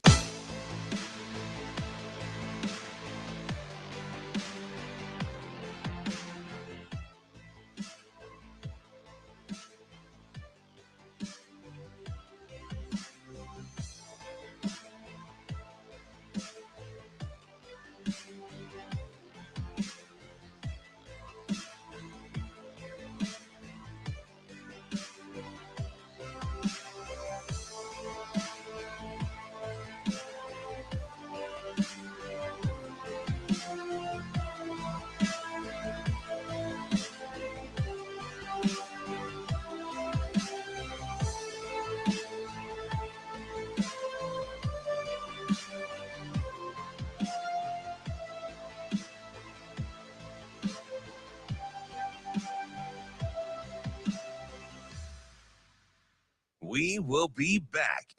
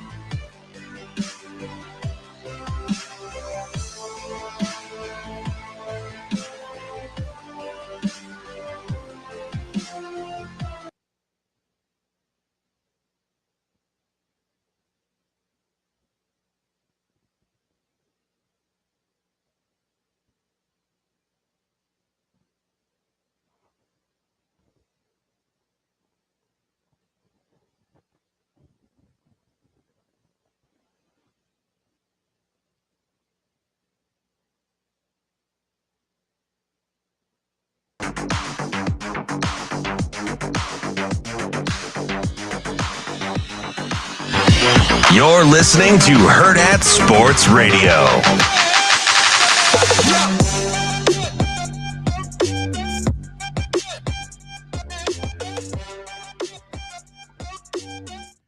We are back here on Hurrdat Sports Radio, AM 590, ESPN Omaha, ESPN Tri-Cities. We're live on Twitter, Facebook, YouTube. That's TB. I'm Ravi Lulla, and we're brought to you by the Team Jack Foundation.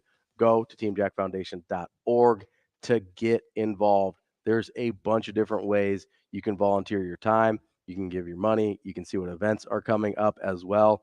You can see it all on the website. You can also see what projects Team Jack Foundation is funding to find better treatments for childhood brain cancer and one day a cure.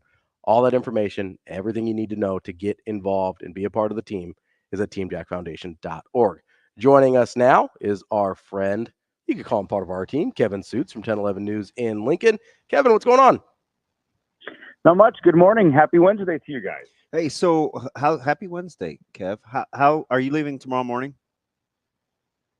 I am not going to be going. We are sending somebody to Stillwater, and my coworker Chase Madison can hang out with the Huskers over the next few days. And I told him you better be packing for the duration. You never know how a regional is going to play out. Oh, aren't these the trickiest to kind of prepare for? You just the whole double eliminate. It's like you never know. each team could have one loss, and you're like, wait, what day are we on again? I remember when Nebraska went down to Tempe. This would have been, I'm going to guess, maybe around 2007, 8, something like that. So Nebraska went to Johnny Dorn was on the team. Great season. But they got out early, and we didn't have the flight booked until we thought they might be playing in that Monday game. So I got to hang out in Arizona for a few extra days. And, there are a lot worse places to spend some extra time. And I had no work obligations. It was actually great. I think you might enjoy spending time in Tempe more than Stillwater, yeah?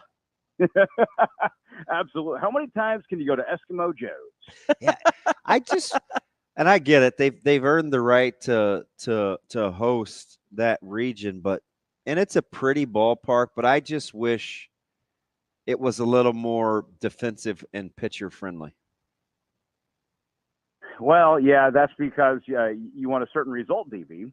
If you like baseball and if you want some, gorilla ball throwback flashbacks, maybe this is for you. I think this is a really fun regional out of all the different sites. If you're just a casual baseball fan, I would encourage somebody to go to Oklahoma City because you have good pitching and you have some guys that can mash, and that ballpark plays long. We're going to see a ton of home runs, I believe, this weekend in Stillwater. Kevin, you had my heart at Gorilla Ball.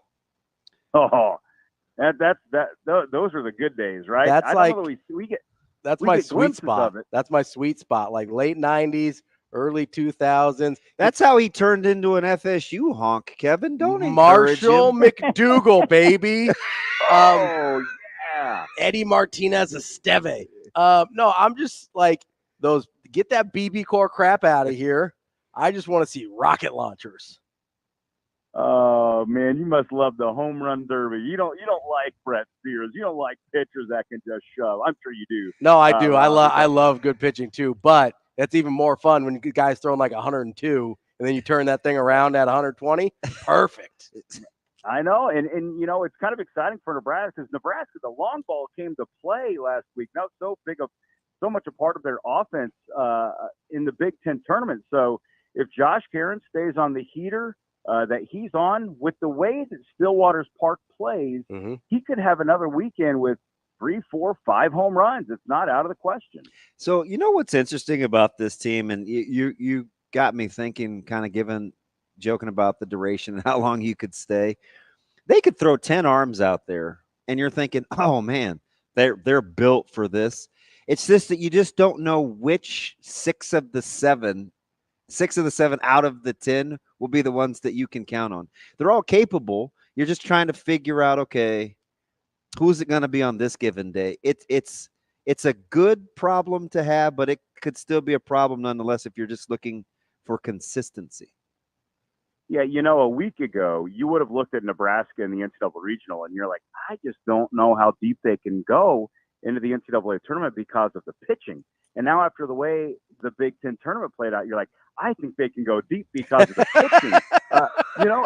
It's wild because all of a sudden, Drew Christo pitches the game of his life, and Will Walsh does the Will Walsh Big Ten tournament thing all over again. And then Brockett, after the, I don't want to say he pitched poorly in his Big Ten tournament opener. It's just he got pulled after 3 innings. Yeah. So you got to see like how he can operate, knowing that is his game. And he shoved on Sunday, and it was exciting. And the craziest thing out of all of that, still got Caleb Clark. Yeah, Caleb, you've got so many options now, and you feel good about them. And despite all the success Nebraska had on the mound, you guys realize who threw the fastest pitch on Nebraska's staff at the Big Ten tournament? It was Ty Horn. It's not even one of the guys that we were just talking about. And of course, Mason McConaughey and Brett Sears need to be a part of the pitching conversation as well. So they have options, and that if they can repeat what they did in Omaha last week, there's a chance that they could, if they stay hot at the plate, they could make a run at the CWS. Yeah, it's just interesting how and it's always important. So this isn't like my water's wet moment, but just imagine what the call to arms that they have if they can get the first game. Like if you could just get into the winner's half after Florida, like, gosh, you have a boatload of options. You do. And of course, they're going to throw Sears on Friday.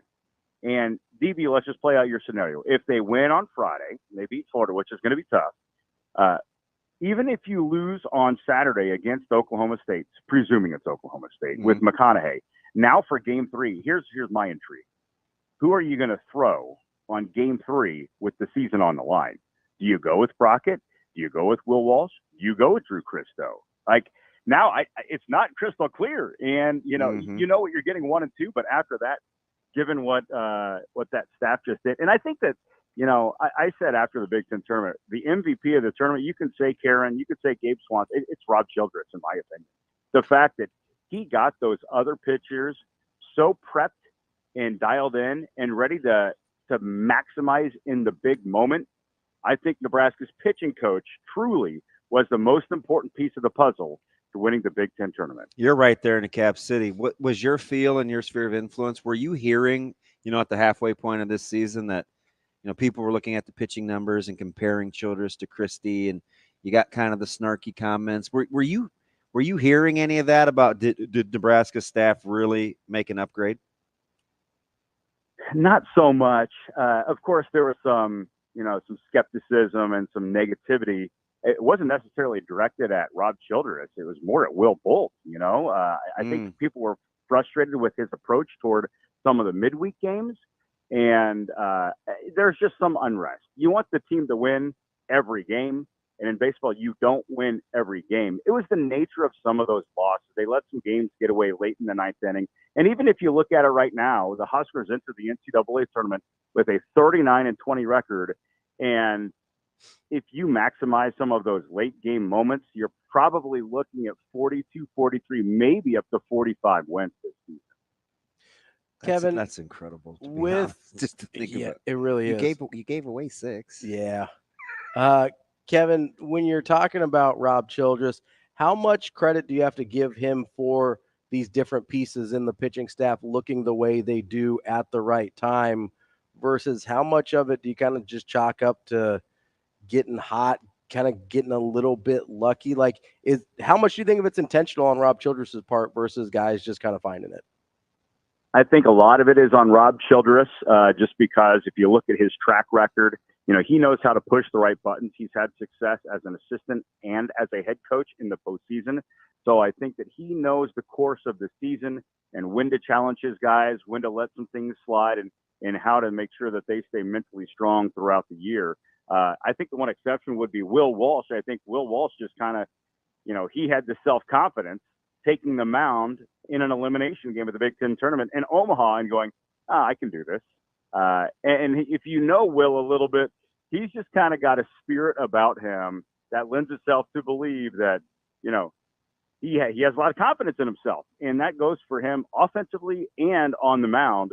So I give a lot of Will's credit to himself, just for knowing that, it was a big moment and it didn't eat him up, and he knew he could be successful Saturday morning. That is the one and only Kevin Sjuts, 1011 News in Lincoln. Enjoy your time not being in Stillwater.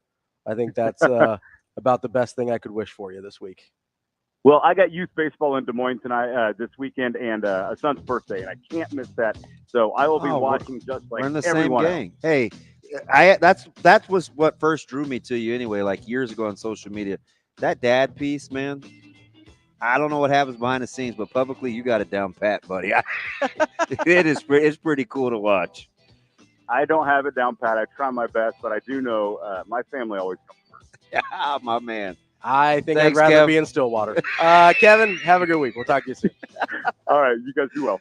We've got more Hurrdat Sports Radio coming up next. Ravi here for the kids. Hard pass. We will be back.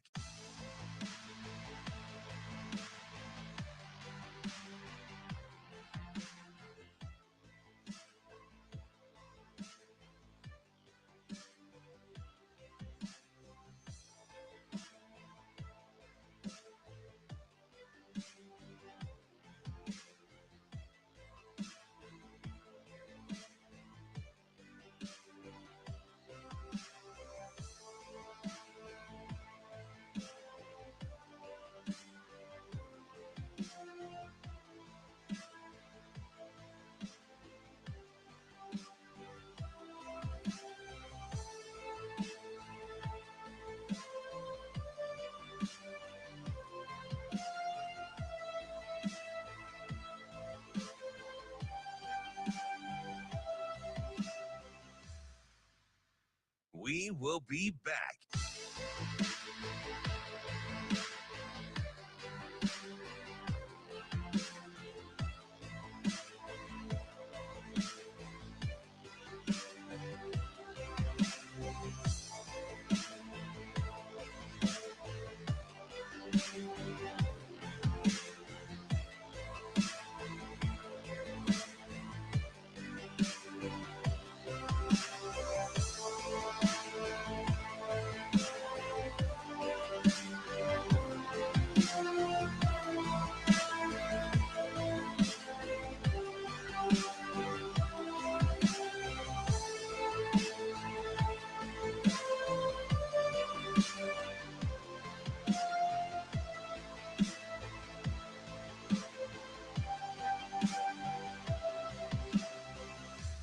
We will be back.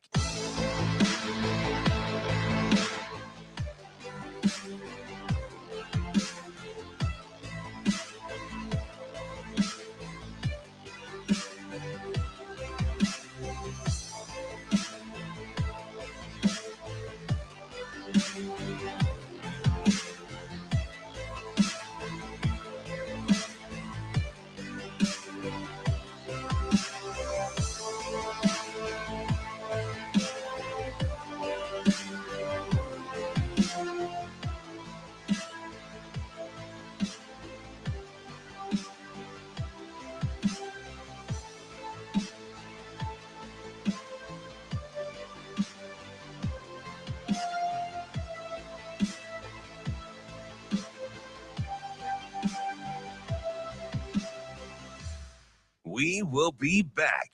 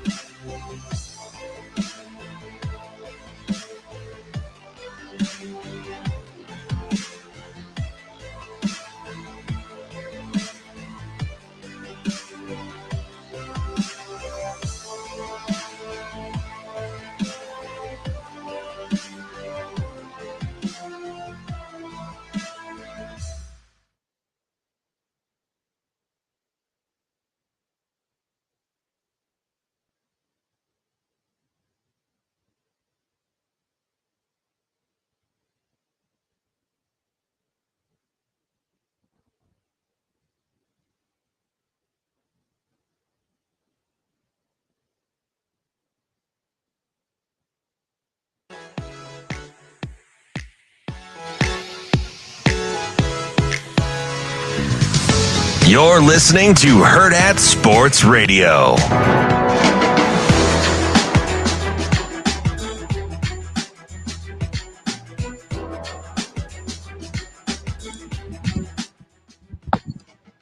Welcome back. Wrapping up hour number 2 on Hurrdat Sports Radio, AM 590, ESPN Omaha, ESPN Tri-Cities. We're live on Twitter, Facebook, YouTube. That's DB. I'm Ravi Lulla here on the Pillar Exterior stage. We're brought to you by Union Omaha. Make sure you get out to unionomaha.com to get your tickets for tonight's match.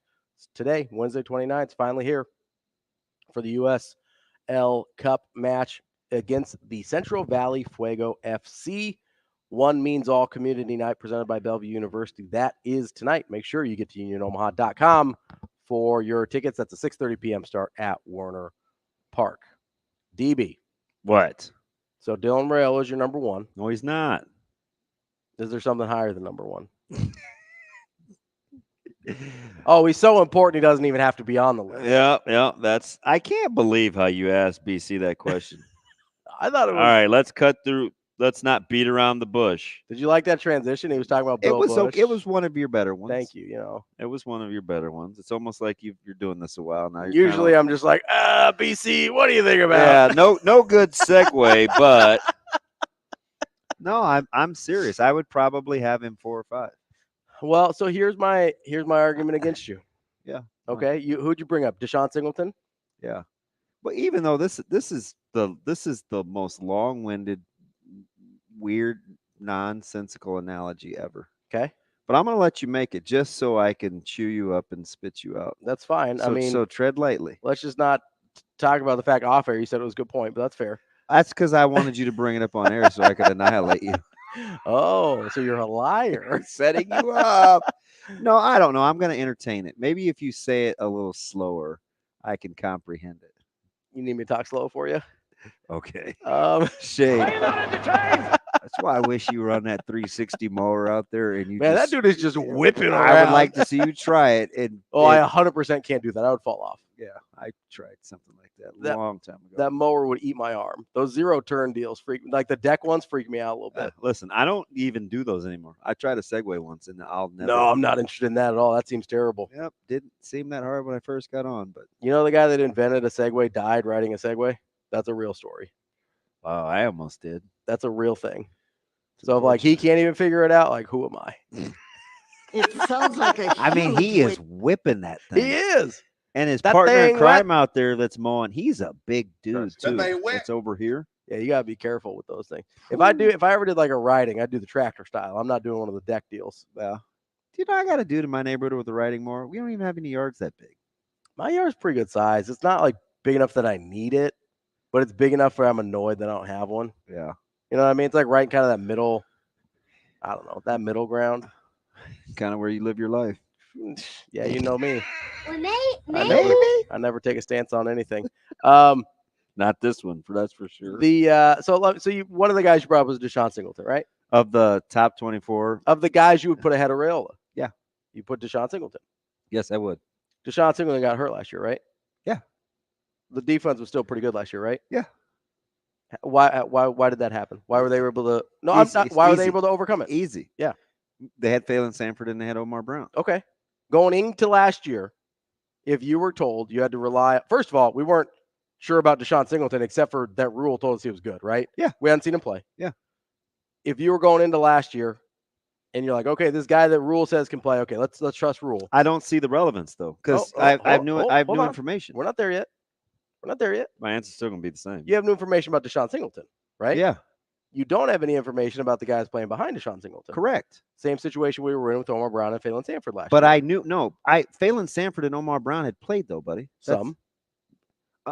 Enough where it's more than what I'm dealing with this year. For sure. But if Evan Cooper was able to develop Omar Brown and Phelan Sanford to the point where not only could you survive the loss of Deshaun Singleton, but they're in NFL camps. Sure. Why are we just assuming I'm not that level of development hasn't? So my assumption, okay, this is where your style of questioning gets you in trouble. My level of assumption is significantly less than the one that you have about Dylan Raiola compared to what you saw behind him at the spring game. So if I just use just basic deductive reasoning and I look at the quarterback play in its totality in the spring game, I did not. I saw a guy that I clearly thought was the best, but I did not see a guy that I didn't feel was serviceable. So your argument against Raiola. Let me finish. Okay. So that's the quarterback spot. So your assumption of the prowess of where he belongs on that pecking order is based on, is it compared to the talent behind him, or like what are you basing that on?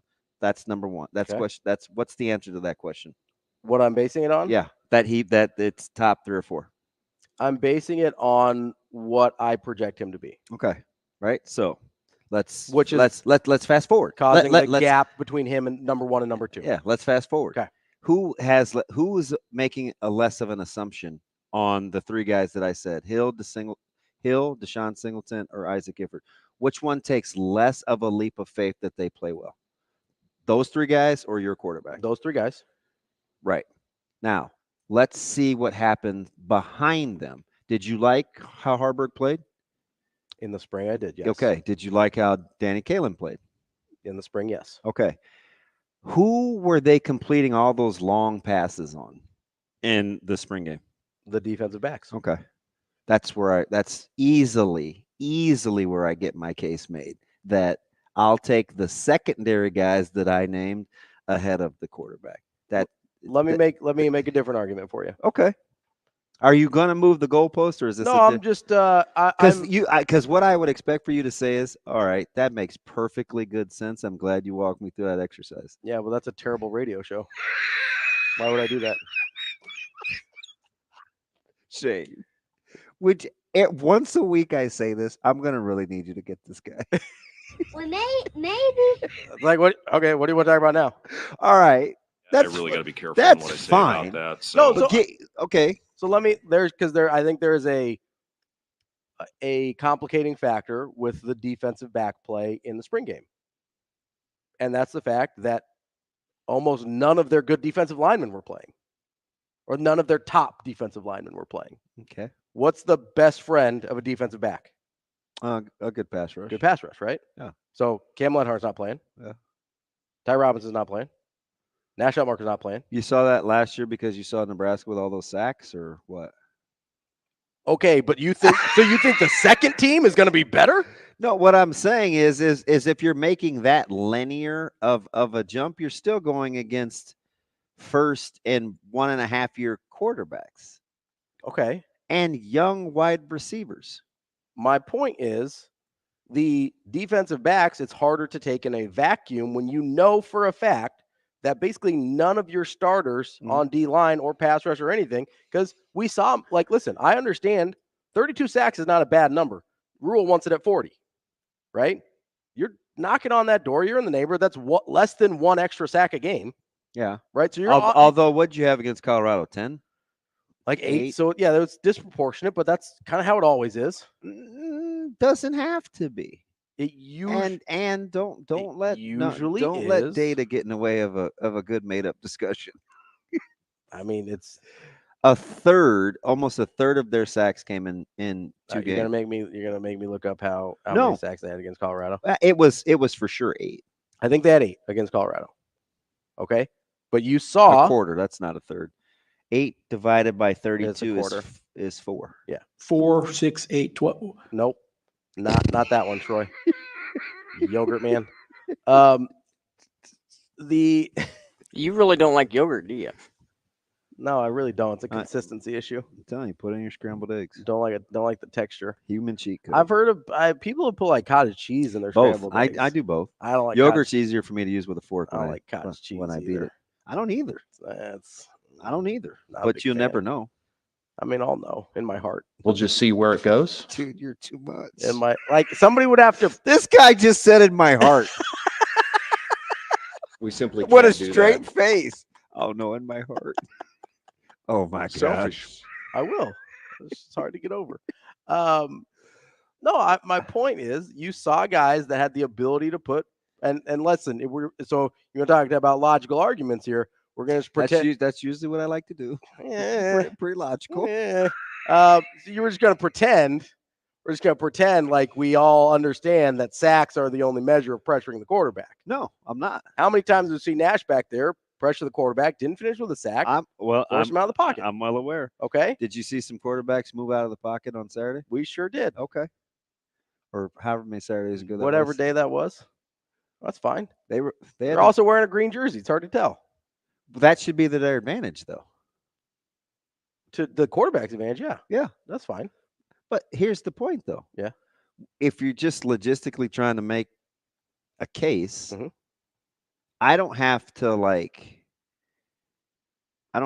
wish up best scenario near as much as I think you have to make for an offensive player in this system. Oh, I don't know if that's true. Okay. Pick it apart. I like my I'm here all day. I like my offensive line. Okay, more than you like your D line?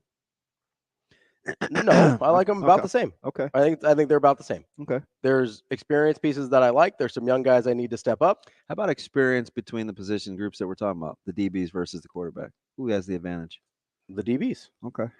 Because they've how about like proof of concept? Let's just go offense versus defense. Who has the advantage? Defense is better proof of concept. Okay. All right. So does that not mean they have more leeway? I'm here on any individual. I'm here all day. Does that not mean the defense has more leeway on any individual? Those guys are really, really good. And believe me, nobody, I won't say nobody, he has a ton of fans. Yeah. Like, Dylan's got a chance to be pretty special. Yeah. I'm just saying, if I had to go out and I'm not going to play with Singleton or Gifford, I'd rather know, or Rayola, I'd rather know that Harburg is the backup right now. That's what I'm telling you. So you're also making an assumption that what we saw in the spring game from Harburg is real and what we saw last year is gone. I also know that the fact is that he won 5 games last year. He did win 5 games last year, and that's all. We will be back.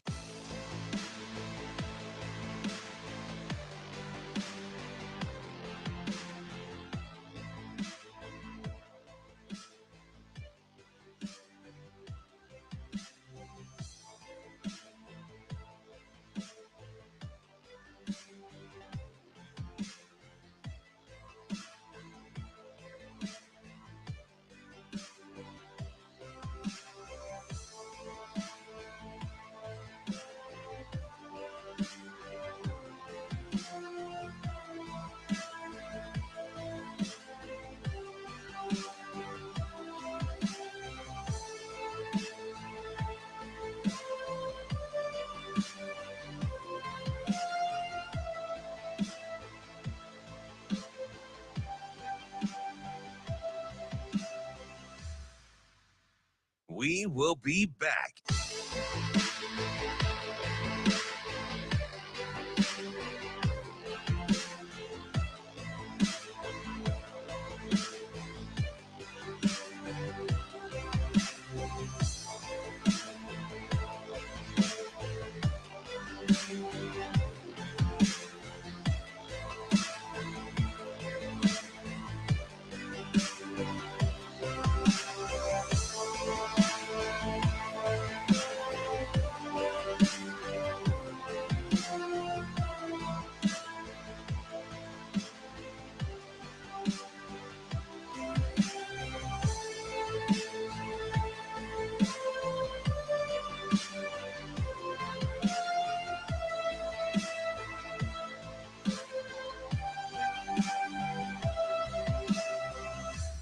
We will be back.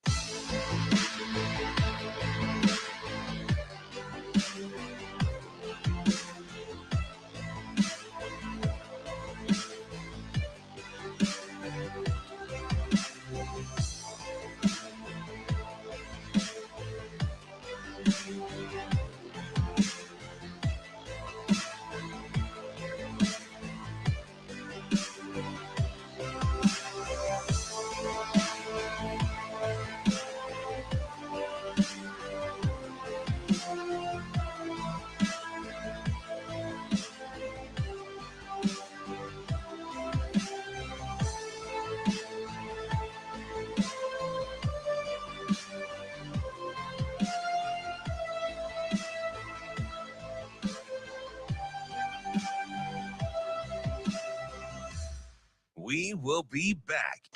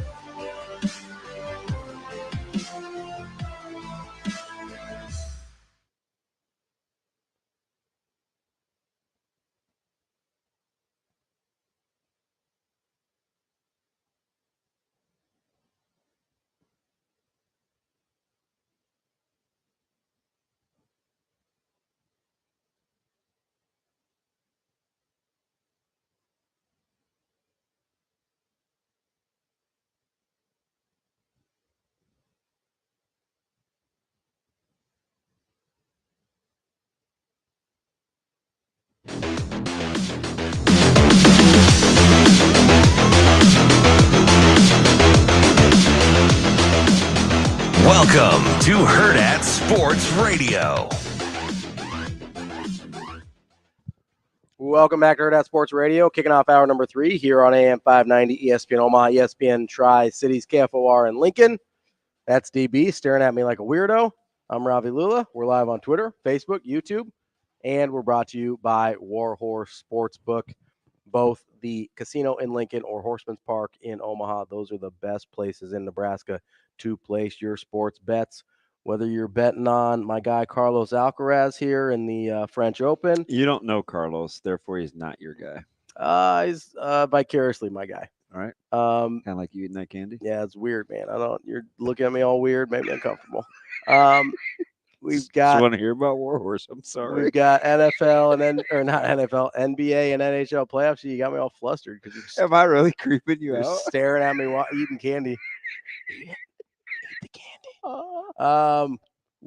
You can bet on nearly every major sporting event at Warhorse Sportsbook. But if you have any questions, go to warhorsecasino.com/sportsbook to get a full list of details and house rules. That's Warhorse Sportsbook. No bets, no glory. I wish we got along because then we could actually have a functional show. Man, so DB, there's these candies so DB goes out to his car in the middle of a break here. Yes. And brings me back these candies and hands them to me. Yes. And I go, okay, what are these? And he goes, hey, I don't really eat candy anymore. I bought these like right before I stopped eating candy. Like, will you eat them? And I was like, sure. And then you're like staring at me, like waiting for me to eat them. And I'm like, oh, you meant like now. I was like, okay. You make it sound so creepy, but I'm trying to stop you when you tell a lie. Have I told a lie yet? Kind of not, but it's so kind of not.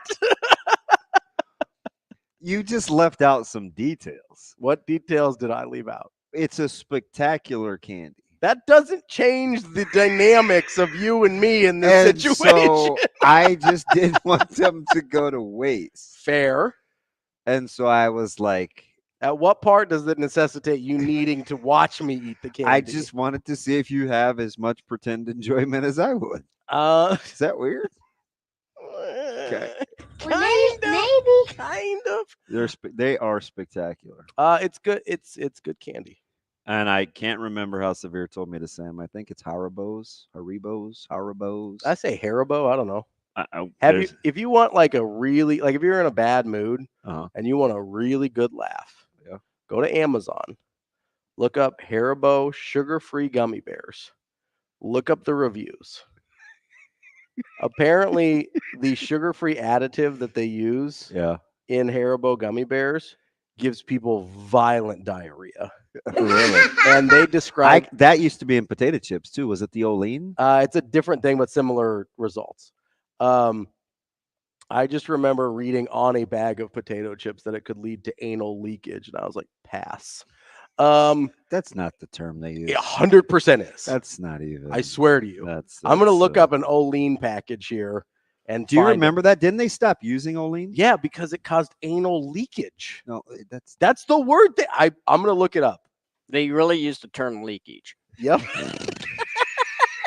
Hey, the heck with the other word. Like, what is wrong with you? That's the only word you had a problem with? It's a long word. I don't like that word. Leakage. What the? It's also like a really gross way to describe a bowel movement. I don't leakage. Listen. Anyway, so if you're ever in a bad mood, go. Shane, we're done. Go look. I thought that was pretty funny, Shane. No, freaking bats. I'm out. Like, go look up Haribo sugar-free gummy bears and read the reviews. Working my life Because away. I wish I could. People describe in the funniest terms the wreckage that it causes if you eat too many of them. Speaking of wreckage that he causes anytime he interacts with the show, we've got the one and only Amazing Daniel on the line right now in his last morning in Omaha. Amazing Daniel, what's going on, buddy? Oh, that's quite the lead-in. Thanks for the topic to follow. What's up, D? Not too much. Just getting ready to leave town tomorrow, so I thought I'd touch base one more time. I'm sorry, Robbie. Can I continue, or are we out of time? No. Okay. Good to go. You haven't talked about Bo Jackson yet, so we're okay. No, first I'll start with you, Ravi. I just want to say, you and I have some things in common, in that you have had our, kind of corporate careers and trying to pursue some other creative interests outside that. So I really admire the way you grabbed that and been able to have success with that. I don't know you really well, but I know you well enough to know you're a good dude. So it makes me really happy. Do you know what I thought you were going to say, D? I thought you were going to say we're both kind of stubborn. Well, there's a little of that. No. Daniel, I appreciate that. That's very kind. So look, we talked about that kind of pessimism thing, and it made me think of one of my favorite quotes by a guy named Cornell West, if you're familiar. He said, kind of funny, it works for me as a sports fan for Nebraska too. It says, I cannot be an optimist, but I'm a prisoner of hope. And so that's not at all what he was talking about, but it works there. So, hey, do you think over time I could grow my hair out like Cornell West? That would be fantastic. Once I get old enough to not really care, I may try that, because I always wondered how he could pull that off. Looks like a lot of work to me, but I don't know. I can't really. Our hair is a little different. I'm not sure how that works, but and I'll transition that into, one of the things I like about this station, about this show, I'm drawn to people that have different backgrounds from me, whether that's age or ethnicity or geography, or, it's why I like listening to Jacob and Avery and Hannah and you guys. It's we've had some debates and things like that over time, but it's always about trying to learn from each other, or at least get a different perspective. You've set me straight on a few things for sure. I don't know if I've returned that at all. But yeah, absolutely. Yeah, I appreciate you. It's never been about, trying to convince each other we're right and all those things. And I think, the reason you kind of let me in a little bit was that I immediately saw you more than football, and wanted to, appreciate your perspectives on 100%. child raising and all those things, and just, life philosophy in general. And again, not always coming from the same place, but it seems like we always kind of land in the same general area of goodness. So I just wanted to thank you guys for all that.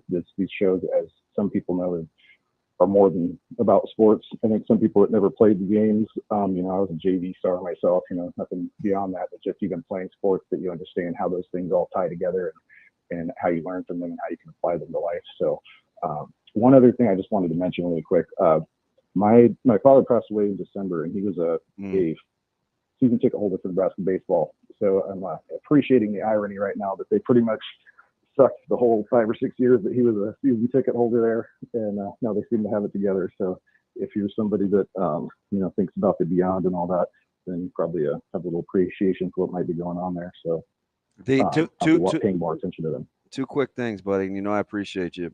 Are you taking your bike? I had to sell the bike because it was starting to get too old to get parts for, so I'm getting a new one down there. And what are you going to do with your band? So we played our last show, and we have we just put our last album out too, and then I've got my own record coming out, and my band will stay here. I'll probably get a new band down there, but I've already booked about a dozen shows down there, because like Ravi, knows you got to hustle for all that stuff. Nobody hands it to you, so you got to send 1,000 emails and all that stuff. It's been a challenge, but kind of fun. All right, buddy. I appreciate you. Tell your lovely wife hello, and you can always get us on the stream. That's right. I will. I'm sure I'll be around. I was going to say it'll be different for me, and maybe not that much for you guys, but just in case, how things are. You plan it one way, but it might not work out the same way when you're down there. I expect to see you in the chat still, and my parting gift to you as you leave Omaha is this: Ben Roethlisberger is an elite quarterback. There we go. I appreciate that. All right, thank you. Thanks, D. That's amazing, Daniel. You finally come to your senses. I care about you. No, I never didn't think he was. It's just I always like to fight him on it. It used to get under my skin. Oh, yeah. That's why I do it. It's hilarious. So, I have a different word for it. I'm still mad at Shane, but and he's going. So we're going to come in tomorrow. And why are you mad at me? I'm not going to do my usual. I greet him the same way every morning, and they're pleasant. I'm not. He's on punishment. Who, Shano? Oh yeah. Well, you don't like the word leakage? I gave you a heads up about the road debris today. I mean, you got to give me a little leeway. You made it seem like there was this giant woolly mammoth blocking traffic coming off the interstate. I thought I was going to be late to work because I thought I was going to be backed up like the entire exit ramp. And that thing was, listen, maybe when Shane drove by, it was more put together. By the time I got there wasn't a lot left of him. So I'm just going to read the text. That thing wet. And it was wet. When you turn off a Giles Road on the interstate, there's a rather large dead deer in the outside lane just before the bridge. Oh, come on, Shane. Did you even know what that animal was? It looked like it had been eaten by a lion already, and we're not even in the safari. Yeah. Like, Shane, it was no big deal. I saw it at least a half hour, 40 minutes before you saw it. So would the buzzards get to it in that time? They might have. I thought it looked like it got hit by another car or something. It kind of, broke up. I appreciate you thinking of a this. little bit. I do. I appreciated the, So they changed the Olean label. Did they? Yeah. Are you back to that? Or are you on Shane? No. Delay. The Tony chimes in. He goes, so my wife is I assume registered dietitian, RD. TG? What yeah. Tony? Okay. And played me a podcast recently where the whole Olestra, which was the brand name of the Olean, was really just a panic due to the warning and label. They pulled it all at the time, but have since added it back into products with no reported issues without labeling. So there was probably one of those things where it's like a original. They may have reformulated a little bit too, but the label that I found says the Olestra may cause abdominal cramping and loose stools. It's much better. Much better. Yeah, I think they changed it because it's much better than leakage. People didn't like the word leakage, like Shane. It bothered them. Do you know one of Daniel's greatest gifts? And I've known him for it's double-digit years. He like the last year of his show contributions, and there have been several. Was one of the best points he ever made, and it helps us greatly on this show. What's that? Because we offer different opinions. He just reminded us that it's important to focus on what it is the actual discussion is about, so we're talking about the same thing, right? Like, and he said it with such clarity. Yeah, because I think that was maybe the generational quarterback talk or something like that. Oh, and he's like, thing? hey, you guys have Trevor. With Trevor Lawrence. Okay, he's like, hey, you guys have to remember, this often happens in my adulthood, like. We need to reset what it is. Yeah, you have to define the argument. Which is what I try and do all the time. You always tell me I'm moving the goalpost. That's going to stick in your craw, isn't it? Yeah, it does, because I don't do that. I haven't, I try to not hurt your feelings. The only time I do that. But you know what? You've got a couple of friends coming across as kind of this bully that doesn't want a lot of arguments. Because I think Tony is very much a Ravi supporter, because Tony may be an empath, and I think he often feels bad for you. No, Tony made that up. I don't know where he defends you quite a bit. That's because you're a bully. It's not true. It's not true. I actually, my eyes just watering over. I don't just continue. It's not a big deal. I actually get ran over quite a bit. I don't think that's true. Matter of fact, I had somebody in my household say to me with a deadpan straight face in the kitchen. I'm not going to use the pronoun. They go, "Are you kidding me? Why do you have to be such a baby? Have you been a baby your whole life?" I was like, huh. But you're the youngest, though, right? Was that? I'm not going to say. Was that before or after Zoe called you bro? I was like, how often do you marry adolescents? Not to give it away who said it. Caleb. Yeah, but still, No, I'm not a bully.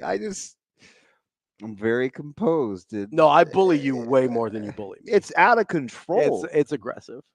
And sometimes I don't think people realize it. Sometimes I just go sit in my. Do you ever wonder what takes me so long to pull out? Sometimes I just play music. You just need a minute. I'm dead serious. I just will go in there and play music. I'm like, I don't know whether to. Are you just go run a lap? Go run my head into this building? I just listen. You know the funniest thing about that is you love me. Like off air. It's very unfortunate. It's like people don't realize. I think people think you actually get mad at me. It's very unfortunate. As soon as I think the thing I'm most upset about is I don't know how you got in there. You're mad. That's what I'm really mad about. I'm very disarming, and then you're like, wait, do I even like this guy? It's not a lot of nice components. Just saying. I think you just like the man bun. Who asked me the other day if you have it up all the time? No, yeah. It looks terrible down. No, you should try that one. No, it looks awful. A couple times in our former life, you didn't have it up in the mornings. No, not when it was long like this. Are you sure? Yeah. What about I've had it when it was shorter, and I kind of did I styled it. But when it's been this long, I always keep it up. Oh, all right. I don't know if you remember. I used to shave my head. No, I know. I remember. Yeah. How's the candy? I've only had one so far because you're kind of like you're Hannibal Lecter and eyeballing me over here. Would you like a nice Chianti? Yeah, I was like, I do enjoy a good wine. Dude, just out of control. What? Although I don't love reds. I like a sweet red and a dry white. I don't even know if I want to get into this, but I'm a Merlot guy. Oh, okay. I like Merlot and I like Moscato. Oh, Moscato's pretty good. You gotta be careful. Sometimes it gets too sweet. Oh, that's the whole intent. Yeah, I don't love like a super sweet wine. Yeah, but Merlot is yeah. Yep, it's my good. So that's why I like a sweet red, because you like have the earthiness to kind of balance it out a little bit, so it's not overwhelming. Don't say the A word ever again. No, I was going to say that makes. I'd say that makes sense, since you don't like sweet meat, that you would probably like something else that's sweet, like wine or something. He doesn't like sweet meat. That's the thing. I don't. Somebody was asking me for a recipe yesterday, and I was like, hey, just for the record, I don't use the honey, but if you do, just know that because of the sugars, it will char in a hurry. Yeah, I had I take honey. Yeah, like I have the big unmatched. Yeah, for your allergies. No. Oh, no. Is that a thing? Yeah. If you get local honey because of the pollen from the bees, it's supposed to help with your allergies. I get the big whatever one that you get at Freaking bats. Costco that like hardens after like 6 days, and you have to reheat it every time you want to use it. Yep. I just spoon it out and I take it, and I full-fledged 4-year-old plug my nose. You don't like honey? Oh, it's awful. Honey's so good. It's like so drizzle it on some You're toast. dang right.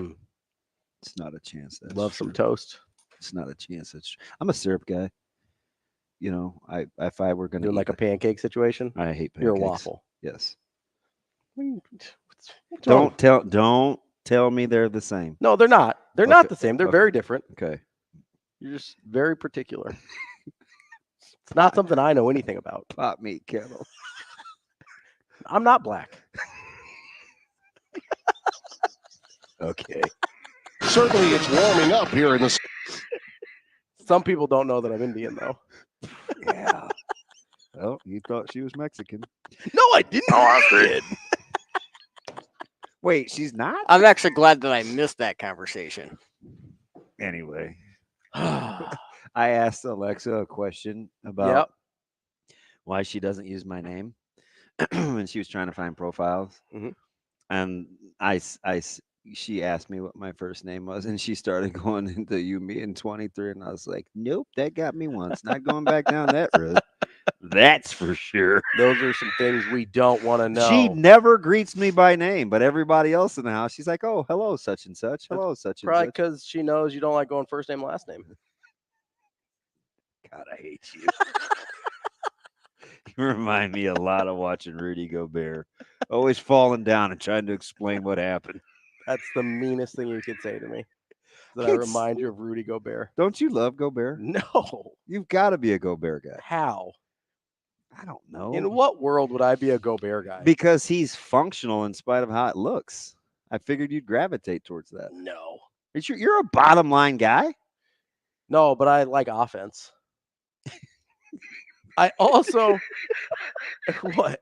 You just looked at me like dummy.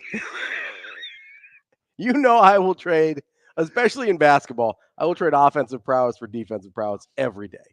Get out of here with guys that can't play offense. Now that you've had a chance to think about it, can I get a prediction? On what? Game. So I told you 5. Okay. Gentlemen sweep. They're out in 5. Shane, do you know enough about sports? He's still giddy from last night with the. Do you know the Panthers could have given? You talk about weird series. Mm-hmm. Hockey is just like the Pacers and Celtics, where it's like Florida. The Rangers could be goose egg up to this point. Yeah, but it's the same thing in the Mavs. It's the same thing in incredible. the Mavs Timberwolves series. No, I agree with you. The Timberwolves. It shouldn't be 3-1. No, it very easily could be 3-1 the other way. Well, in hockey, you definitely don't want that. You don't want as far as a gap there, and you're not going to necessarily get that because they may start the. I mean, Florida has just gone through stretches of an onslaught. But I'm just saying you don't necessarily want a gap it's from tied. the next time that you play. Yeah. So you kind of got to win and lose some games to even it out. What are you talking about? I have no Okay, so like in the first round, the Avs like if you sweep in the first round, to the Avs. if you sweep in the first round, then you got an extra 3, 4, 5 days there. Then you come back slow and you're off your game. The whole rest versus rust I'm just thing. saying you got to win some, you got to lose some, and sometimes it just evens out better that way. I don't think anybody's intentionally losing to extend series, so they Probably not, but I mean it just works out better when it happens that way. So McKinnon was like, "Golly, man, open ice. Ooh, on this shorty. I think I'm going wide left on purpose. Clank. I don't want any rest. I don't think that's. I don't think that's it. Well, he probably doesn't want any leakage either, but nobody does. Nobody does. Got to call a idiot. plumber, or a an proctologist. I forget which one. Such an idiot. Bro, I love you, Damon. The anonymous Big Ten coaches poll came out. God, isn't this a riot? It's all right. I think it's funny. Which part do you think is funny? Like that they're actually, so they're like, hey, do you want to go on record? We won't use your name, but you can say this. Yeah, you can say whatever you want. So, and it's annual. Yeah. I think the would NBA, would you think that that's fun? If I was a coach? Yeah. I don't think it was fun, but I think they're more willing to talk if you're not going to put their name on it. Okay. It's like Twitter, right? Oh, 100%. Like, people feel empowered when you don't have to see their name or face. Mm. That's why you and me are the real heroes. They see us every morning. They get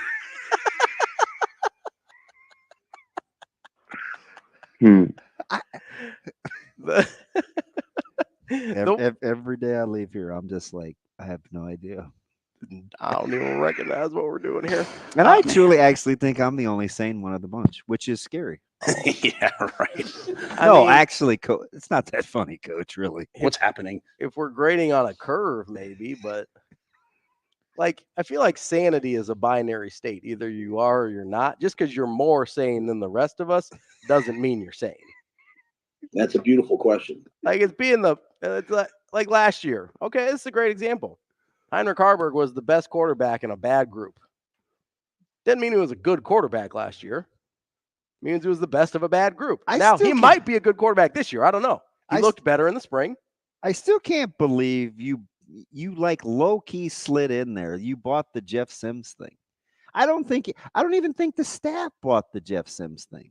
Well, I didn't say it. No, BC slid in. No, don't throw BC under the bus. No, he said when did I say I bought into Jeff Sims? The level of being the most important, I guess, is not the same as like being good. Yeah. But we had no frame of reference, because I'm going back to your original question about the portal. Yeah.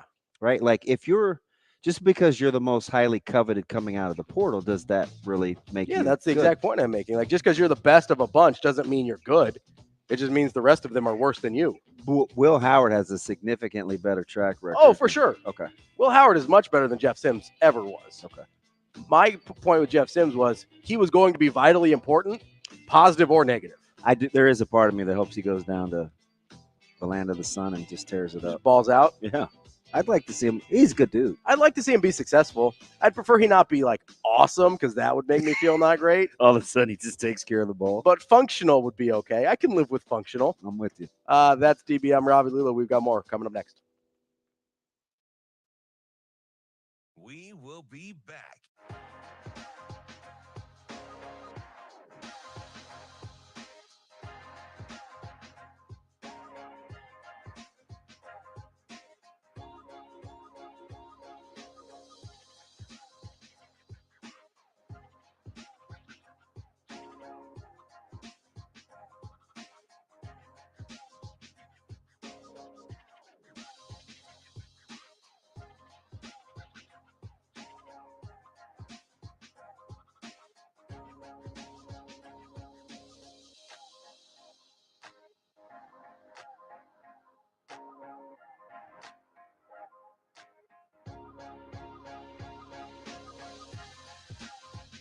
We will be back.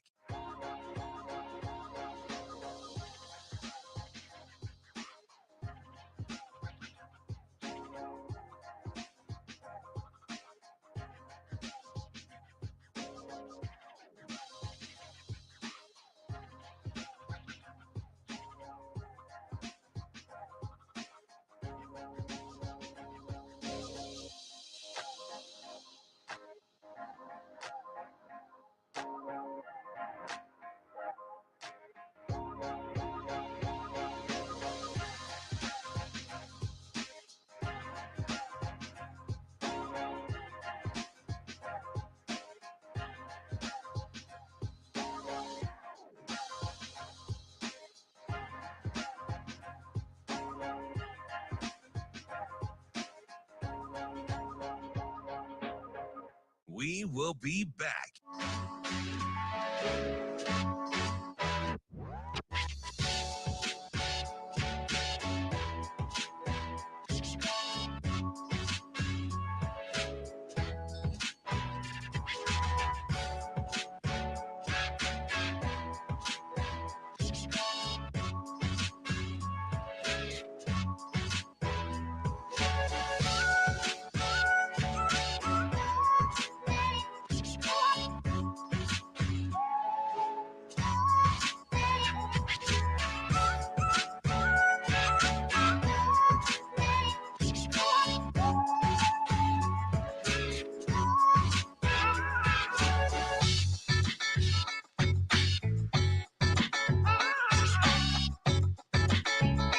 We will be back.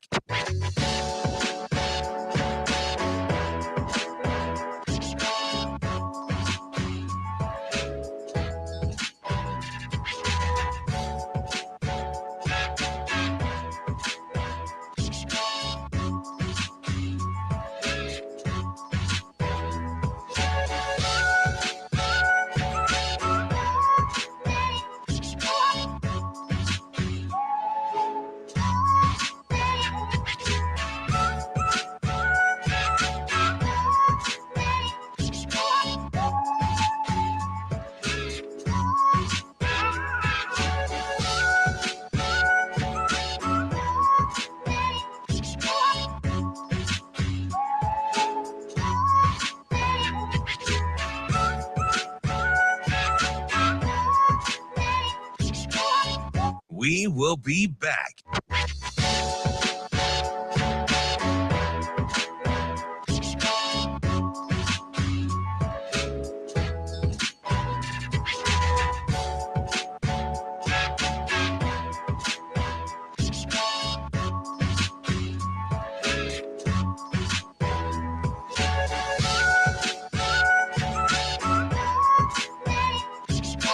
We will be back.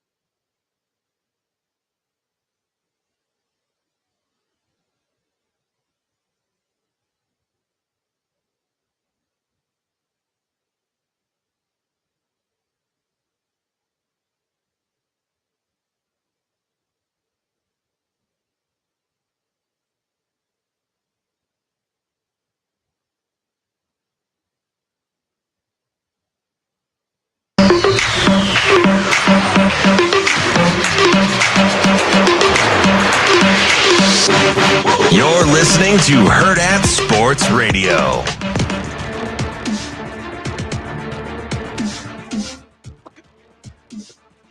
So Shane, we were on such a good run. You'd gone like 2-3 days straight without doing that. Such a good run, Shane. Welcome back. Shane got crushed over the break. Hopefully your feelings are okay. Was there a little bit of leakage there? I didn't want any of that stuff you were talking about extra to go out over the air there. Yeah, including the part that's actually supposed to go out over the air. Like our voices. Welcome back to Hurrdat Sports Radio, AM 590, ESPN Omaha, ESPN Tri-Cities, KFOR in Lincoln. That's DB. I'm Ravi. Lulla. Shane's over there somewhere. I don't know what he's doing. We are live on just Facebook, stopping the leakage on Facebook, Twitter, and YouTube. You can also catch us on podcast if you missed any of the show so far. It's been a doozy. Aren't they all? Yeah, mostly. They really mostly are. I'm mad at your buddy. He's totally right. He said the same thing that you did. Word for word. No, yeah. I think it's an era thing. Like they were popular when we were. Those are not lifesavers. They're different than gummy lifesavers. They look like, if you look at the package, they look very similar. I'm mad. You're mad that they look like something else? What am I supposed to do with that? Like, I can't control. Listen, I can't control your emotions about a fact that they're significantly greater than gummy lifesavers. Okay. Don't dumb them. That's like if you're a big Jordan fan and you see Harold Miner, and you're like, oh man, Baby Jordan. There's Jordan. You're like, no, that's not Jordan. I understand that. But if you see a 6'6" guy and he's black, he's short, an African American guy who's athletic, you can be like, oh, he kind of looks like Jordan. That might be the dumbest thing I've Doesn't heard mean in this he is show. Jordan. Listen, if you see a roll up, like a roll of candy, you tell me these don't look like gummy lifesavers. Just because they are better doesn't mean they don't look the same. Well, it was his delivery. He goes, and I know his personality, and he's sarcastic. So he goes, oh, just lifesavers, but Haribo. No. Like Harambe?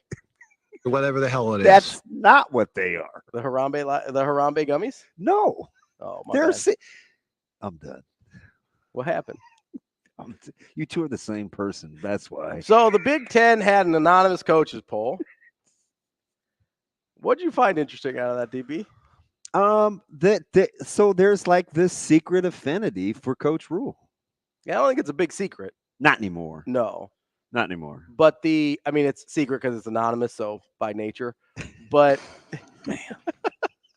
see? But I don't think that's the part that people had to be anonymous for, because people are pretty complimentary of Coach Rule up front, right? Like they like that dude. Whether it's people in Texas. The only people in the world that don't like Matt Rule live in North Carolina. And that's probably accurate. And most of those people are mad at the wrong person. Yeah. I think although with each day he gets a little smarter. Yeah. That Rule does, not Tepper. Correct. Tepper has not gotten smarter. Yes. He's not sure how he knows how to run a franchise. Even though our Tepper is probably the greatest Dave Tepper ever. He's definitely my preferred Dave Tepper. Yeah. Out of the two that I've heard of. See? There you go. Shout out if he's listening in Colorado. It's there is an affinity for Nebraska. I like it. I like the respect. Put the respect on the name. So this was the quote that we're talking about, just because we have to give it some context, not assuming everybody read it. It's Nebraska. They're going to break through this year. It's just a question of how big. They should definitely be bowling. It's all about the quarterback. They've tried to slow play it as much as possible, but he's clearly their best option, the most talented, the guy that makes the system work. Matt Rule has done a great job reworking the offensive talent. They're going to have some breakout wide receivers, and they have a really deep group of running backs. Tony White is going to be a head coach soon, but getting him back for another year is just huge for them. I thought that the shift to the 3-3 worked out really well for them. They're starting to look like the old or legendary Nebraska with the size and talent up front on defense. Agreed. That seemed a little, even for me. It's pretty flowery. It is. Yeah, I agree though. There's nothing there that I'm like, I don't. Literally the only thing I took pause was, no, it was running backs. I don't know how deep they are at running back. Well, I know they have a handful of options. Yeah, they'll play 4. Yeah, I don't know which of those options. He didn't remember. He didn't say. He said really deep group of running backs. If I could play 4 guys, that's pretty deep. I mean, but that's all you've got. Really. It isn't Canizares against Northern Iowa eking out a win. No, I don't know why that just struck me as a little optimistic on the. He just said deep. Group. He didn't say whether they were all 9s. Really deep. Would you play 5 guys? I wouldn't play 5 guys, but Could you play 5 guys? Like the burger place? Yeah, they're on my TikTok a lot, but I don't want to get distracted. That never happens. Wow. I meant for both of us. For both of us. That was a royal we situation. Man, live with that, bro. I know. I live with that, bro. Man, live with that, bro. I can't. I have to work with it, and it drives me up the wall. I wouldn't necessarily. I think that they've got 4 guys. They feel like I think the top end of the running back group is good, but there's not that many guys behind. Like, how many scholarship running back guys would you like in the room? 5 minimum. Right, and you've only got 4, right? So we've got Ramir. Yep. Gabe. Yep. Dante. Calabria. Dowdell. Okay, and then you got Quentin and Emmett. Yeah. Okay, so you're at 5. Yeah. So I wouldn't call that really deep. Like, it's about what you would want. You'd play all 5. Historically, you revisionist history, folks. Like, we had 4 good ones, and you're like, oh, man, they're so deep. And that was only 4. If Gabe is healthy. We don't know. But do you understand what you were doing? Like if What we am I played doing? 4 and we played 5, if you counted Sims, who was pretty good, like you said, that was deep, right? That's because like all 5 of you guys could have played in the NFL. But he didn't say anything about quality. He just said guys that you can play. I think if you can play 5 of anything outside of an NBA starting lineup or college basketball or offensive line, that's deep. So by that argument, they've got a really deep defensive back room. Okay.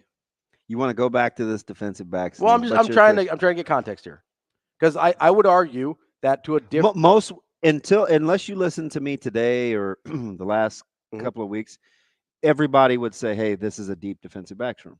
Everybody. Well, we had the discussion that they have a lot of options, not a lot of answers. But I still would say that the secondary room is deep. Okay. They just don't have a lot of guys that are game. Yeah, you're not proven. Yeah. Okay. As long as we're on the same page, I don't even know about game ready. Okay. So you think you have more depth game ready in the running back room? Not even close. Okay. It is not optional. 4 of those guys have already played in a game. Okay. I'm just trying to make sure we're You using know the what I same mean? certain terminology here, because four of those guys have played in a real game. Fair. Technically, the defensive back room is deep. We just don't know if any of them are good. And we haven't. The only time we've seen Ethan Nation is as a punt returner. Really. Sure. So we haven't seen him as his position yet. Yeah. So you got Lil Boodle. Fair. You got Charles, which we don't know. I always have to be careful on Little Bootle. Yeah. With an L in there, that's important. Correct. Buford, we've seen. We've seen Buford. It'd be interesting to finally see him healthy. So that's kind of my concern. Can I get back to that, though? Absolutely. Especially if you move Hartzog, because those back 3, with the exception of Gifford, they've all been hurt, injury prone. Yeah. If you move Hartzog, then you're going to have young guys that have to play in those spots. Yeah, that's my thing. But if you don't move Hartzog, you're going to have guys that have You'll to play have to on have the young outside. guys. Yeah. And in my opinion, you better go get in. You better move in a more experienced corner. So you at least to buy you some time. So you want to move Hartzog to corner? Because I think Charles and those guys will be able to play at some point. You think it's because they're pretty talented. Easier to scheme around young safeties or young corners? Because that's what we're coming down to, right? Easier to scheme, or I'm going to protect them. Gosh, this is going to sound crazy. That's a beautiful question. I'm going to say corners. Because you think, right? My initial is, hey, you don't want to put those guys on an island, but you can send help. I'm going to say corners. Okay. So you will leave Hartzog as is. Because you can play some zone. You can play some 3 deep. You can play some version of quarters, little man under. Your safeties, I don't know. I just think about our defense. And we're not even as prolific of passers at the high school level. I much rather think we can cover up a corner than we can our safeties, especially in a 3-4. When we play an odd front, like you have to, we're fighting over 2 guys now on where they're going to go. And I think the consensus is we prefer them both at safety. So they can help out. Yeah. Fair. So you think Hartzog should stay?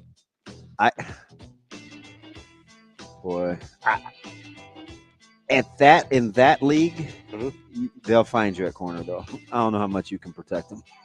Okay. So go with Buford, Singleton, and go with young safeties. In Buford, if you're calling him young. Yeah, but inexperienced. Yeah, go with Buford. All right. And move Malcolm for right now. Coming up next, we will get into a little college baseball with Rob McCoy, head coach of Niagara in Nebraska's regional. Coming up next. We will be back.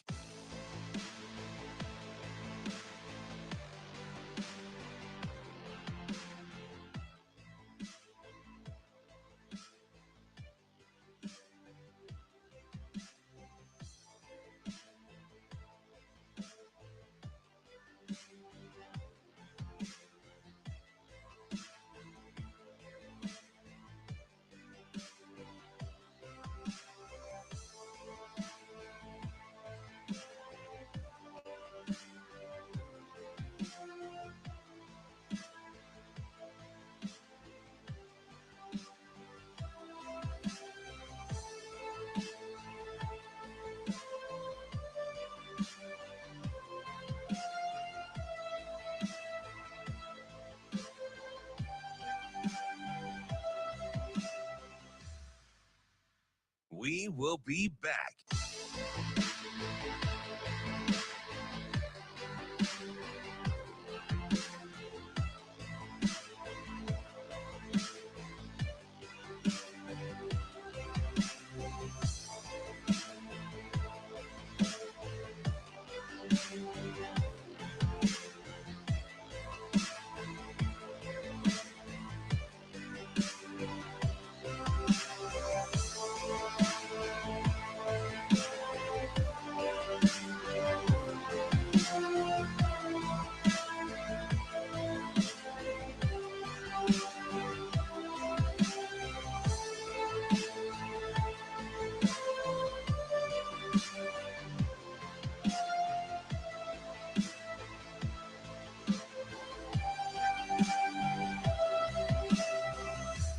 We will be back.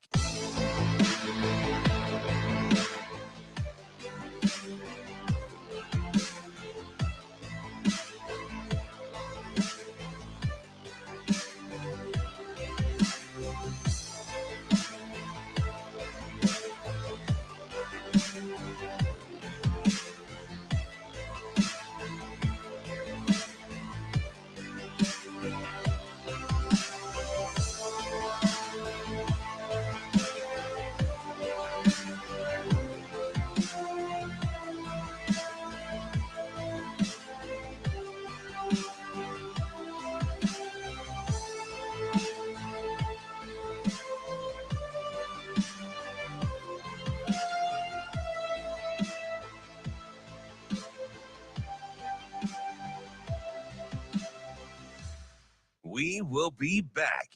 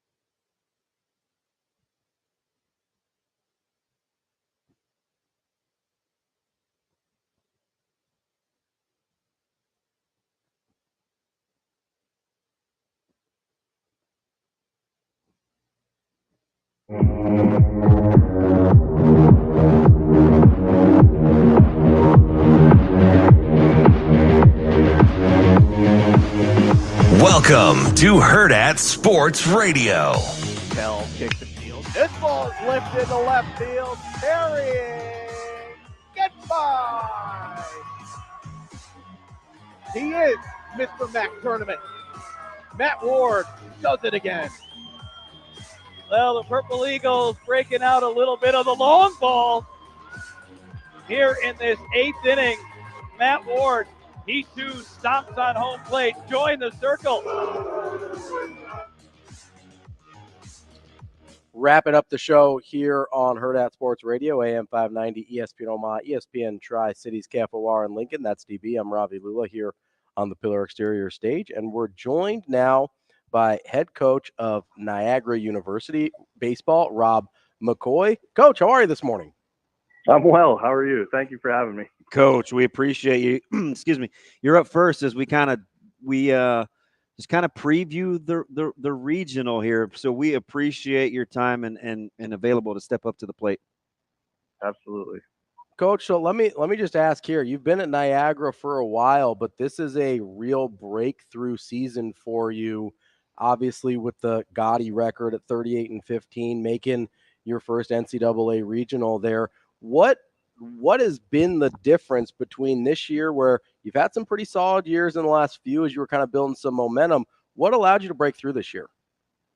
Yeah, I think it was that momentum the whole time. You know, you see like it's kind of like a snowball, I guess, heading downhill. It's slow at first and small, and you're making small incremental improvements, and those improvements lead to bigger improvements, whether it be, you know, development or recruiting and things like that, and more, the better you are, the more people buy into it. And the kids go out in the summer and help get their friends. And next thing you know, you've got some pretty exciting pieces on your team that you think could be special. And then they see that, and then they gel together around the quality of the team, and then you break through. So we've been, around 500 the last handful of years, yeah, 5th or 6th in the tournament, and then yeah, it was kind of right for what we're doing now. Coach, I've asked a lot of our guys that we've had on, whether it's Service or Coach Bolt or any of the guys we talk to regionally. What's for you? What has kind of been the difference of the major sports that's allowed college baseball to keep older guys? It's still one of the sports where we're a few years removed from the COVID year, and I get that, but it just continues to be one of the sports where that is a little more mature. It's an older program. It's older programs that we see still here for college baseball. Yeah, I think that those guys are still out there, right? And I think that baseball guys want to play baseball, and at the end of the day, they could go to different programs early and realize that maybe that's not the fit for them to play. And so there's this constant movement around the portal and with other schools that provides the opportunity to get these grad transfers. And baseball is a slow developing sport, so it takes a long time for you to get better at it. And you could have, we're always going to have situations where we redshirt a guy, and that guy ends up having a grad year of eligibility down the road. So I just think it's the nature of the people that play baseball and the desire they have to continue to play, and then our willingness to see that as an asset. I think it's an asset to have older guys, and instead of constantly bringing in younger guys that you have to hold their hand through everything. I know I at least locally known for playing football in college, but baseball is my favorite sport. And I think it's weird because, to your point, it's probably the one sport where the more reps you have, it's actually seen as an advantage, as opposed to, being too old as a 24-year-old in the draft in the NFL, or, the dirty college basketball senior that wasn't a one and done guy, where baseball is actually viewed as the more reps you get, the better it is for the long haul. Yeah, I would agree with that 100%. I think the more reps you get, the more valuable you can be, because you've seen more things that are going to matter. And yeah, I guess in the other sports, they do kind of have that age stigma of, well, how are you, are you really that good if you made it, if you made it to your senior year in college basketball? So I could see that definitely being the case. Yeah. We're talking with head coach Rob McCoy of Niagara Baseball. They will get started off in the Stillwater Regional against host Oklahoma State. Coach, as you look at your first opponent, and I'm sure you've kind of looked at the field in general as you're going to end up playing at least one of the other two teams in that regional as well, what are some things you've looked at and you think you might have an advantage or someplace you can make some hay in this regional? I just think that I don't know that we have an advantage necessarily in any way, shape, or form, but I think we're a good, solid baseball club. So I think our advantage is that we're gonna force the other teams in the tournament to play good baseball themselves.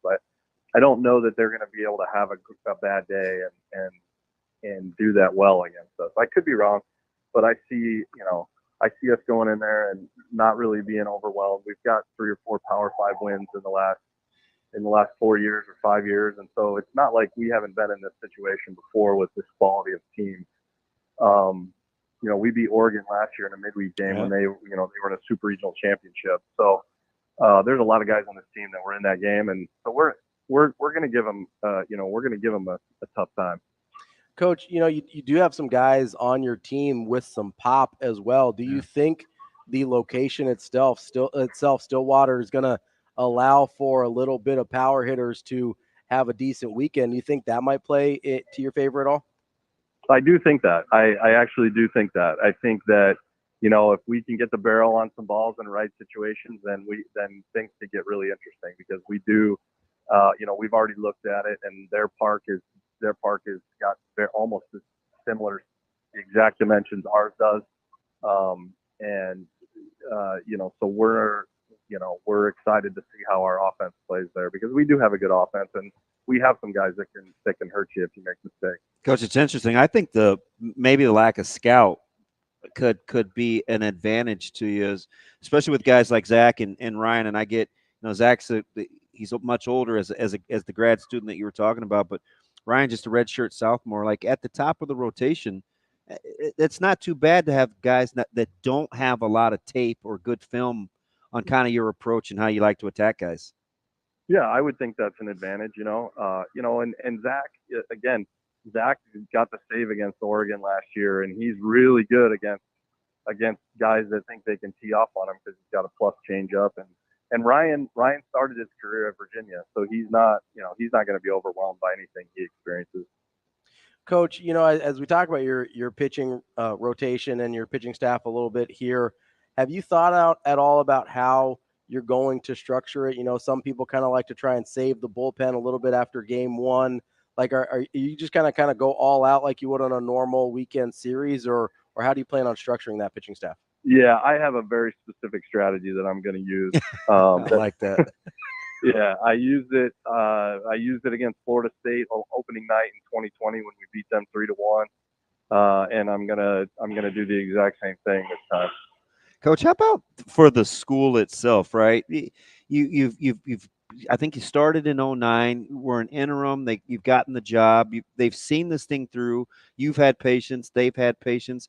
How much that is just like so rewarding that it's like the good old days when you have people that believe in you and allow your process to develop.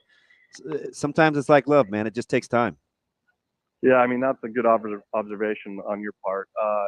Most schools, I wouldn't have gotten the opportunity this long to figure that out. And to be honest with you, I was only in my third year of coaching when I got the interim job, and we think we know a lot more at that age than we really do.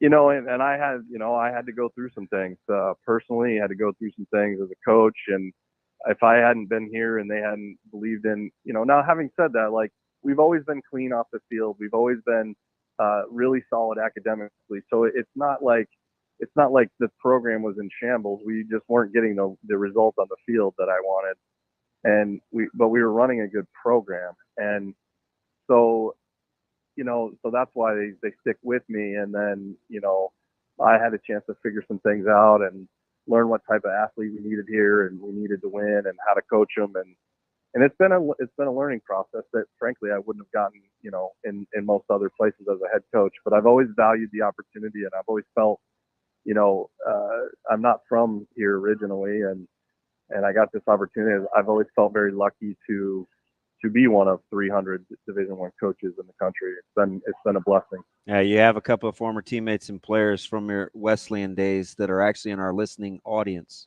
So you'd be surprised at how well received you are. But let me get you here out on this, Coach.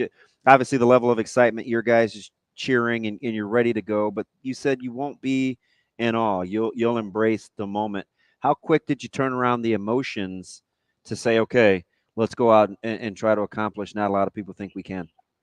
Yeah, I think one of the things that I've learned in those good and bad days is that you can't get with the ebbs and the flows. You can't get too high or too low. And don't get me wrong, I feel very blessed to be in a situation to have this opportunity and whatnot. But to me, it's just another game, and we've got business to take care of. I told our guys, which every good coach should, it's not a field trip, it's a business trip. And, and so it's just an opportunity for us to show the world, whoever's watching, what we're capable of doing and the hard work that they've put in and that they deserve. And my work at this point is done, other than making out the lineup and then putting guys in the best situations possible.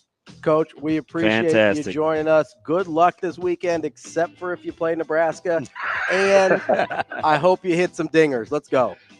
All right, guys. Thank you so much for having me. Thanks, Coach. That's Coach Rob McCoy. He's that coach at Niagara Baseball. Great story. And hopefully they can make a little noise.